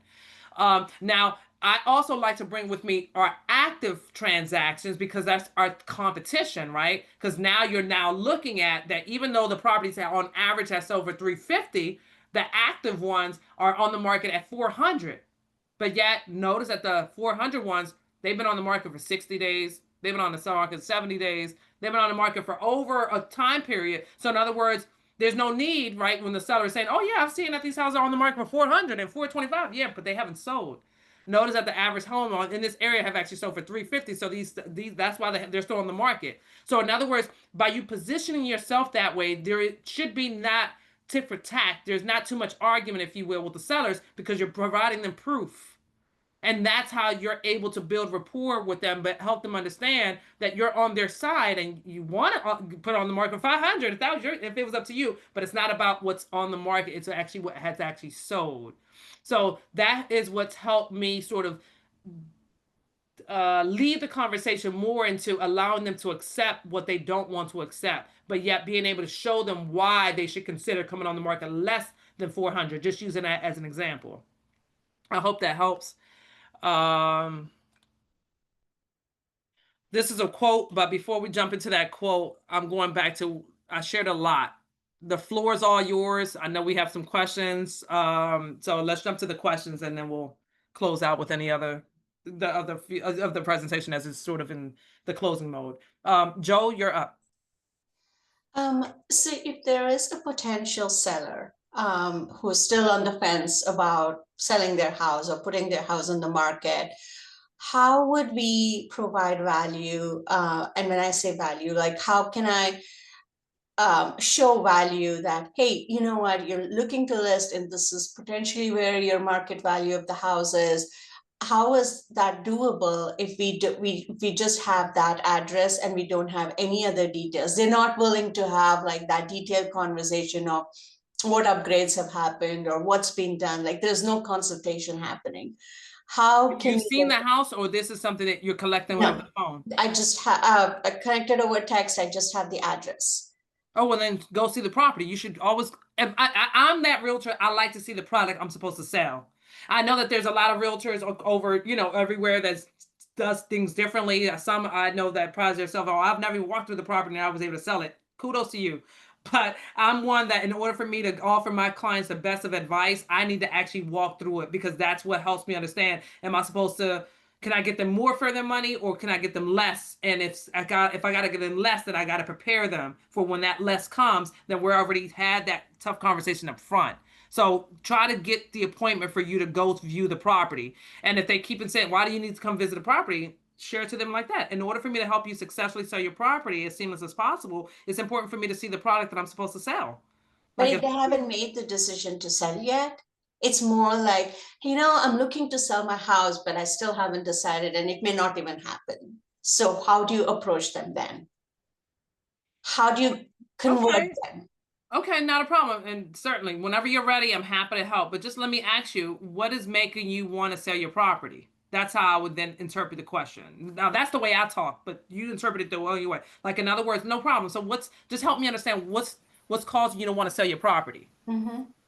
Yeah, And then that's when you're able to say, oh, because, we just want to retire, or, oh, because, everybody's moving in this area, or whatever it is that they're telling you. And then when you receive their why, then you approach them in that manner. So give me an example as to what you think their reasoning could be. So they're having trouble with stairs, so they want to buy a Rambler. Got it. So you want a property, Mr. Seller, with less steps. What area were you thinking about buying in? No other information other than. Because in other words, got it. So in other words, you're closing that conversation with them to say, got it, not a problem. Whenever you're ready, I'm here to help. But just out of curiosity, so I get it, right? You're looking to find a house that has less stairs, but help me understand, what does that house look like for you? So then that way, if I see anything that's on the market, I'm happy to send it over to you. Okay. You follow me? So now they're realizing that you can be that person for them, right? Because not only are you on standby to help them sell it, but you're also going to be eyes on in the field for them, that if by chance you find that ideal the house that offers them no stairs, then you'll call them then. So then that means you're following up with them. Now you bring something of value. Got it. Okay, cool. Thank you. Of course. Jenny? Yeah, hi. Mine is regarding the market data you mentioned during the buyers section. I like that as part of a presentation, and I'm curious, is that like MLS data that you parse out, or where do you get that data to use? Which data? Which one? For the buyers presentation, when you it was the part where you're saying, hey, I know you're looking in this neighborhood. Oh, yes. And you then sort of say, well, these are on the market this long and they're flying off they're selling in 1 day versus 15 or whatever. Like, where do you get that information? It's the MLS. Yes, absolutely. It's the MLS. Okay. Yes. Because again, the MLS is our trusted database that shows us everything we need, right? The MLS offers all the tools that we need to help that client. So yes, and that's the proof that I was sharing with you. That's the database that I use to answer your question. So in other words, when they're saying that they want it in this neighborhood, but yet I know that in that neighborhood they won't be able to find 2,500. I'm not going to say, no, oh, you won't be able to find it. I'm going to say, okay, got it. In my mind, I know you're not going to be able to find it, but I'd rather not be negative and come across as in, oh, what have you, I'm gonna say, okay, got it. So I'm gonna pull up the MLS now so we can go ahead and start searching in that area so you can see what's currently on the market. So in other Okay. words, you see how I'm bringing back up the facts. It's not what Martha said. It's, oh, Martha, you said I can't find anything. No, I'm gonna pull up the MLS. So now that we finished with the consultation, I'd love to wrap it up now so you can see the database that you're gonna be receiving, right? As I start sending you properties and what have you. So you said that you're looking for 3 bedrooms, and I'm because in my office we have the big screen. So I'm doing everything in front of them because I want to clear out any hesitations. I want to clear out any things that could lead them to not believe me. I want to clear it out right there, especially when I'm facing that. I don't do the MLS every single time in the consultation, but I only do it for those particular clients that they're saying that they want it in this neighborhood, in this price point. Because Okay. I'm trying to close out that appointment that now, so in other words, going back to how I do it, or what's helped me be successful in that area arena, is that I'll pull up the MLS. All right, you said 3 bedrooms, 2 full baths, single family homes. You said this, I'm doing it, all that. And you want this neighborhood. Now, when I say neighborhood, or when I know it's a particular neighborhood, I'm going to pull up you know how you're able to pull up the map? Yep. And then you're able to do like the polygon. Yep. So I'm going to pull up that when it comes down to location. So in other words, when I'm doing the search criteria, I'm going to, I'll look up, you know, so say, for example, like here in DC, Maryland area, a common city is Silver Spring. I know that the neighborhood they want is Silver Spring, Maryland, for example. That's the city that the property is located in. So I'm not going to look in the neighborhood, right? Because there's ways of how we're able to do by subdivisions. I'm looking in Silver Spring. Because in other words, what I'm trying to do is that I want them to see what's around that part of neighborhood that they want. That you wanted this neighborhood, but notice that there's no 3 bedrooms, no 2 full baths that's on the market under this price. So, but notice Okay. that right next to it, you could find it. Oh, but have you ever thought about this neighborhood right here? Oh, I never wanted. Oh, yeah, I'd actually be open to it because now the aerial helps them realize how close of proximity it actually is. Yep. So Now, I if by love, chance they're like, oh no, I don't want that area. I just really want this area. Oh, then that looks like we're gonna have to increase the number then. So I'll go back to the criteria, take out the sales price, don't put no sales price on there, and then show them, oh, you want this neighborhood? This is an area. This is how much it's going for. So in other words, you've been approved for 400, but now in that neighborhood that you said you want is actually now 550. So in other words, notice that we're not telling them to go up to 550. They're the ones that saying that's the neighborhood they want. yeah, yep, I follow that.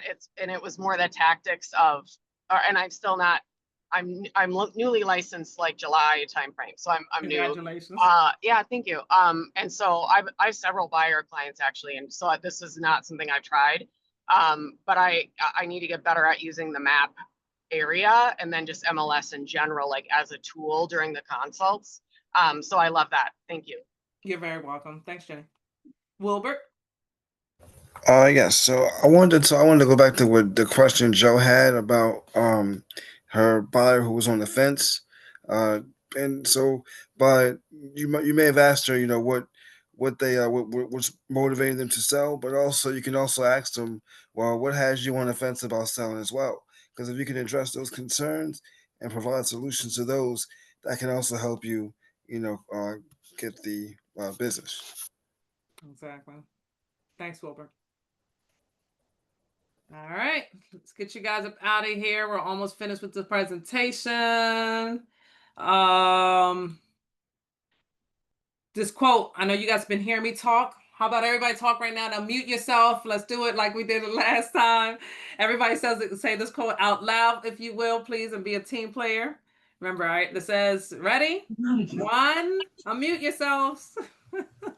1, 2, 3. The message you put out to attract buyers and sellers Who they is want to everything contact you They in the want market. to did. they What they did. market. Gently did. But which should they All the current would they messages if they The artificial questions are at the heart of all effective messaging. Now, that is a true definition of insanity. Oh, I got my microphone. And walk everyone up, John, okay? I can't believe I was part of Well, thank you for being a team player, Jeff. We try it again. All right, so we're almost wrapping up here, guys. Your MLS listing reflects your brand, so get it right, right? So have the right documents, knowing your right documents. If for those of you that are fairly new to the documents, I would certainly recommend for you to study and read your documents, because mind you, your clients are leaning on you to identify the appropriate documents that is to address all their concerns and all their needs. So I'm not sure if you've ever been across the table from that professional that you're leaning on them, and then they're, oh, hold on, let me see what this says. Think about how that makes you look less professional. So that's why, if by chance you don't, something else that you could work on is read the basic contracts that you're going to be putting in front of your clients. So then that way you're prepared, because again, they're leaning on you. So if by chance it's a client that you need to include certain clauses, that's the reason why it's your job to do the research as to understanding what all the clauses and all the addendums and all the things that need to be included when you're helping your client create that offer. And the same thing when you're representing the seller, to make sure that you have all the appropriate documents included. Because oftentimes, if you're going to be representing a seller, then sometimes it's contingent on the sale of this one in order for me to now go buy my next one. So keep in mind that that's two different contracts on two different sides, and they're leaning on you to make sure that you're including all the clauses. So again, that was an illustration of when you're helping a person sell a property to now buy the property. Because traditionally, the lender is going to say, yeah, Martha, they need to sell this one in order for them to buy this one. And oftentimes the seller's hesitancy of doing one thing into another is that they're scared about being homeless. They're like, well, what if I don't find anything? Then that's the reason why you, as a real estate professional that they chose and hired, is that you're making sure that all the appropriate clauses are included in both contracts, right? When they're selling the property in that using that same example, when they're selling it, then that buyer that they're under contract with should know and be included in that, and it should be included in the contract that it's the buyer understands that this sale is contingent on the seller finding their next property. And now when that seller is on the buying side, right? When that seller is buying the property, now you're making sure that that seller that they're buying it from is included in that contract to say, it's contingent on me selling my property in order for me to receive financing. If you don't include such clauses, and God forbid, neither one of them are covered, then your client will not be protected on that end. So that's why every single clause is important to make sure you include in the contract. And that's why it comes down to you knowing what documents to include. So traditionally, the associations that you as a real estate agent are licensed with, they offer contract classes. Your brokerage traditionally offers contract class. Just make sure that you attend them. I cannot emphasize that, because that is crucial to your client's position. Okay, so you always make sure before things are solidified that every single thing that's important to your client that you know of them and their situation is all included in the contract before it's officially under contract. Utilize the right professionals. Okay, set the right scheduling for your listings. I see a question. We'll come back to it. I'll come back to it at the end of the class as we're almost there. Make sure that you guys are tapping into the command database as they continue enhancing it for us to make our life easier. Make sure that you guys are learning about the database. So there's a lot to learn. And even us veterans, right, there's still a lot to learn, because I'm still old school. I came in the game well before all this stuff. So I'm still new to all this technology stuff. It just, to be honest, this is, yeah. Make sure that the signage, make sure that you understand in your jurisdiction what your signages need to have. Oftentimes they say that your name should be just as large as your brokerage name, or your name should never be bigger than the company's name, as well as also they sometimes say that there should be a contact number on there. Like, just make sure that you are following your jurisdictional laws in regards to the signages that you guys are putting in front of any listing that you are hired to sell. Training gets better only with feedback. And we'll finish off with these closing slides here. Stephanie, you're up. Okay, so I had a question. With a prospective possible seller who's thinking about putting their home on the market, but they didn't give me a time frame, but just asked out of the blue if it was possible for me to do a CMA for their home. Is that a common question that an agent would normally get for someone who's thinking about putting their home on the market down the road? I'm just not sure how to approach it because I'm still newly licensed. Yes. So the CMA is the comparables that I've been emphasizing on. That's what the CMA is. The CMA is what helps the seller understand how much houses are actually selling for in that area. So that is one of the tools that you can offer them. But traditionally, it's recommended to come with, just make the appointment so you can go see the property. So, for example, Stephanie, to help you out, by when are they talking about they want to sell their house? They didn't give me a date. They just said, is it possible for you to do a CMA on my home? And my question was, oh, you're thinking about listing? And they were like, yes, but I don't have a date yet. I was just wondering if you could do a CMA for me. But of course, when I said, well, are you working with an agent at this moment?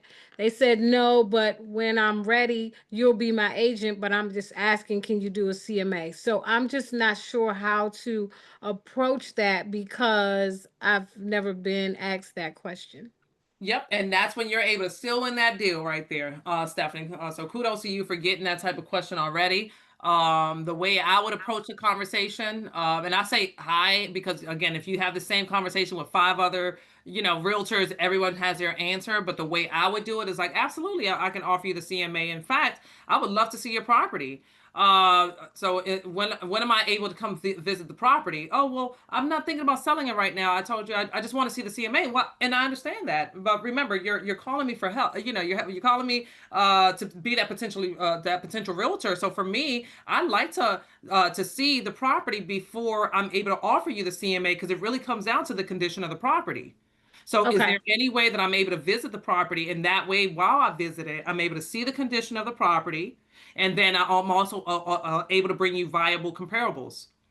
Okay. Now, another thing that I do in my consultations is that I like to, if I'm approaching, mind you, remember when I told you guys that I ask those select questions, I like to if I see that it's a seller that needs work, but yet the initial questions help me realize that they have equity, then I'm going to talk to them about they can sell it as is, or they can do some cosmetic repairs to it, or they can do complete rehab. And then that's why I will bring the comparables of as is condition, and then I will bring the comparables of completely renovated comparables. So then that way they can see the difference, and I'm putting the facts in front of them for them to decide which route do they want to go. And you'll be surprised that sometimes you'll see, for example, that they can, as is, they're selling it at 150. But now you've shown them that if they actually did a complete rehab, then they can now sell their house for $300,000. You're going to become that hero for them. So when you go out to such appointments, Stephanie, even though they're not ready, the more that you're able to come fully equipped, not only with giving them what they're looking for, but give them something of value, then that's why they're going to be calling you back, even when everybody else is going to be calling them about selling their house. Okay. Thank you so much. You're welcome, Stephanie. Thanks for your question. All right, guys. So, we only get better by your feedback. Here's a QR code. Remember that for every dollar that we sell, there is an opportunity for you to be able to always give back. KW Cares has always been there for, a lot of the KW realtors whenever there was a time of need. I know definitely for like the fires that was happening in California, KW Cares was actually there before. A lot of nonprofit organizations were there to help. So, if you guys can get in the habit of you guys are closing transactions and becoming successful in your own endeavors, feel free to please always give back to KW Cares. And here's another QR code of another sort of new organization that Gary Keller himself has opened up. And the QR code is there for you to be able to capture it and follow it. And so now our segment is closed. Cassia, you asked me a question. I'm happy to jump into that MLS. But before we do all that, do you guys have any other questions that or ahas that you'd like to share? Well, this I think you missed your calling as an auctioneer. Huh? I said, I think you missed your calling as an auctioneer. Ah! I think you missed Good your job. calling with being a comedian, I see. Martha, I will be in Washington DC next Sunday, watching the Detroit Lions defeat the Commanders. And I just want to know, is there something that In your your team, dreams. is there something your team usually gets when they lose? I can bring something as a consolation. I don't Bring want your to come cowboy empty-handed. gears. Bring your cowboy gears. You'll be loved by everyone here. Bring my what? I Cowboy said, bring your Dallas gears. Cowboys gear. You'll be loved by all the Commander Oh, fans. Detroit Lions. Detroit Lions. No, I know, Oh. but you said, is there anything you can bring and Oh, lose? okay. I said the biggest thing you can do for these Commanders here is bring your Dallas Cowboy gear. Gotcha. But yeah, no, Commanders, they're pretty tough. Great question, John. I wish I could help you, but because I'm not a Commanders fan. Just have to wing it then, I guess. Yeah, good luck though. Good luck to you guys. I hope you guys win. Oh, thank you. So Martha, again, being a new agent here and listening to you give us all this information, I'm curious if there's a shadowing opportunity when you go for your consultations. Can like the agents shadow you by any chance? Thank you, Joe. I appreciate that compliment. And Dan's yours as well. I've never done that before. But I know that the person that runs it, they traditionally see these classes, and I don't know if they want to procure something like so, but let's see. You never know. But I've never done that, Joe. Okay. Sorry. If that opportunity comes up, I'm in line. Thank you. Me too, because I'm in the DC area right with you, Martha. Hi, Stephanie. Okay. Yes, perfect. yes. I want to shadow you as well. Thank you, Stephanie. Thank you, guys. Your compliments mean a lot. I appreciate that. You know, just being transparent is so much that we realtors have to do, and I'm grateful that you guys have received everything well. So thank you all so much. Cassia, you asked me if I can do an MLS search real quick. I'm happy to do it really quick. Yeah, If sure, anyone please. can give me, and I'll pop up the screen up here, but can anyone give me an address of a property? I could give you one because I'm in the DMV. Excellent. Okay. And now, Cassia, you were the one that asked for it. So can you help me understand what is it that you wanted me to show you on the MLS? Yeah, sure. You mentioned it your when you talked about your seller presentation, I'm sorry, your buyer's presentation, about kind of showing them the local market or neighborhood statistics for that area that they're looking into. And I thought that was really interesting that for them to really see and compare and kind of see if they're even eligible to purchase a home there. So, as you've mentioned, so yeah, just the local market, neighborhood stats. Sure. For Is that it?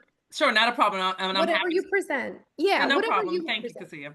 Thanks for Thank that. you. I just I'll try to keep this as engaging as possible. For those of you here in the DMV area, let's just say DC, Maryland area, which area do you guys feel is the most expensive? And that way I'll use that, Cassia. DC is by far the most expensive.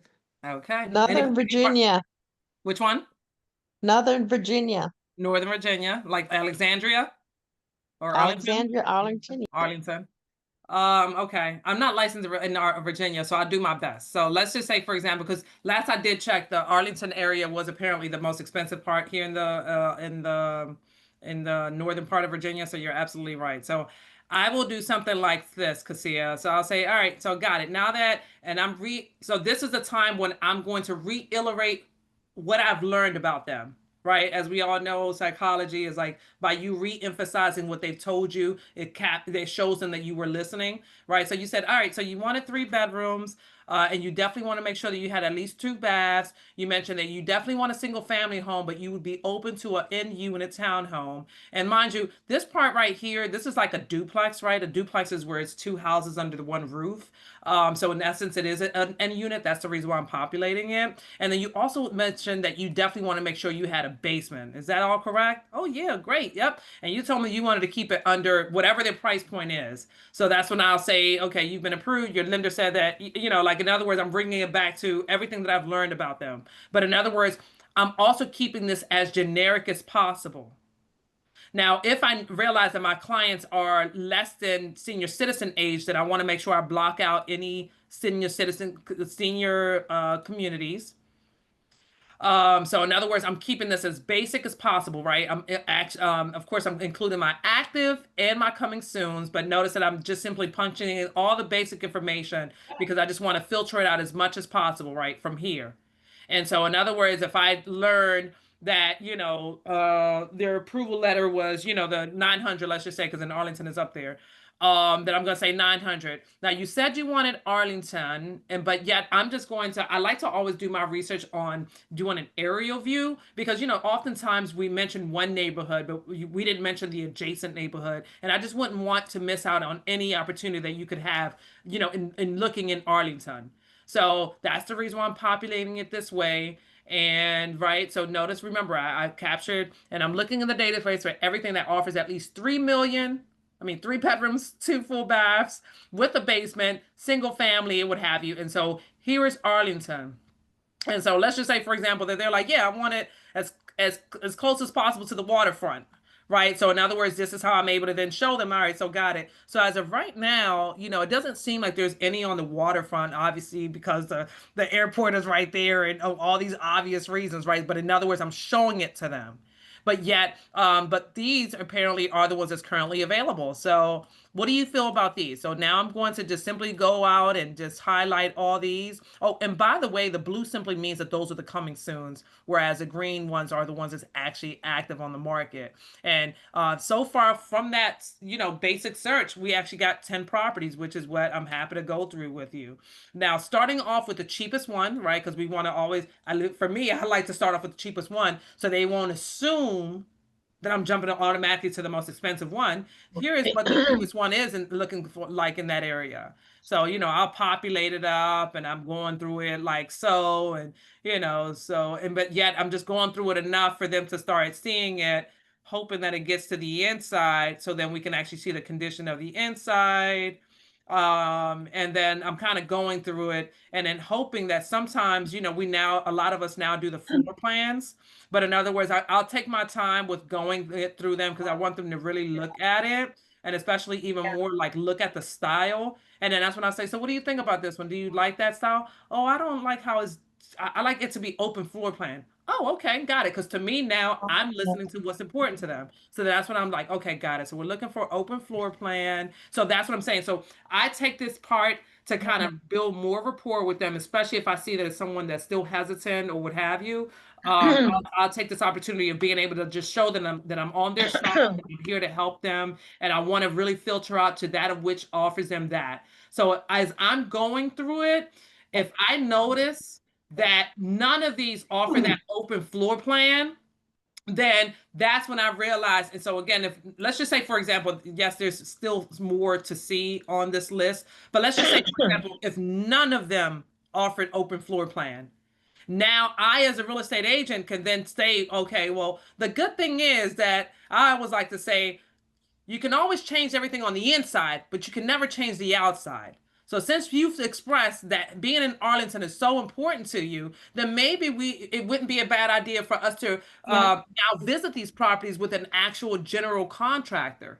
Do you have any general contractors? So you see how it's about like closing that appointment with knowing exactly what they're looking for, helping them by showing them that you're on their side and that you are that person that's going to help them get to the finish line.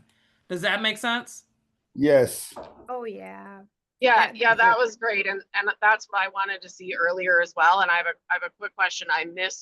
I'll openly admit I'm driving. So don't tell multitasker. But I missed the step where you went to the map. So what I'm used to doing is, putting in municipality, so only by city. So rather than city, did you just go right to the map and then draw the area? Or you didn't even go back to what did I just do? Hold on, let me go back so you can see something. Like that, the home screen, and then you put in the criteria, the 3, 2, and the all those things. Yeah, this is what I was telling you, right? So mind you, I did all the basic stuff over here, but then I'll go here to the map search. And then I showed the rest of the clan, you know, that this is how I'll do it. I'll, you know, you said Arlington, so I'm looking right at Arlington. You said waterfront. I'm So you showing them did that put there's the, no. you're sorry, you did put the city in? Is Arlington a city? No. Sorry, no? Arlington is, yeah, so Arlington is the city. Let me, how do I erase this again? It's been so long, like that. And So, I can just mess around with it too. so I in just, other words, what all I did was that, you know, when I first clicked on map, then obviously we know our part of town. So I just zoomed down to where I know Arlington is. okay. And so in other words, I was telling them, you know, that I was, you know, emphasizing that I did the basic search, but then now I'm adding in all the other things that they told me that they were looking for. So they said that they wanted it to be as close as possible to water. Well, as you see, there's nothing close as possible to water, but these was actually available in Arlington. So that's what I did. I didn't look up because I want, so far the MLS has enhanced over the years, Jenny, but to me, it's like you don't want, the more information that one puts on this page, the less properties are going to be populated. Because remember, the results come in from what us realtors or team members add in. And oftentimes, whoever it is that's adding in the information, they don't know all the details. So when you're being very particular with, oh, it must have this and it must be in excellent condition and it must that, you're automatically possibly missing out on properties that maybe that listing agent didn't even add in the condition of the property. Sure. So Okay, that's I why love that. I've always recommended try to keep this as generic as possible. And then, you know, especially when you're doing what it is that we talked about, where you're simply trying to show them. Because for me, I think it's always best that you show them what you're looking at and what's actually on the market. So then that way, when they say, oh, well, I was just in the neighborhood, you didn't show me this one. Oh, well, we did it together. I showed you what was on the market. So it's like you're just eliminating the things that can later on come against you. Where it's like, oh, my sister told me about the house that was on Main Street. You didn't show me that one. We did the search together. So in other words, that's just some of the things that you do to kind of psychologically show them that you're on their side, you're here to help, and let's go, right? So yeah, I love that. Thank you. Of course, thank you. Thanks for finding it of value. Thank you. You're welcome. So anything else? Any other questions? If not, we are finito. We are done for the night. Thank you, Martha. Great session as always. No, Thank you. No, thank you all. Thank you guys. Thanks so much for your feedback. Enjoy your evening, guys. Thank you. Have a good night. You too. God bless. Thank you. You're welcome. Bye. Okay, well, hello?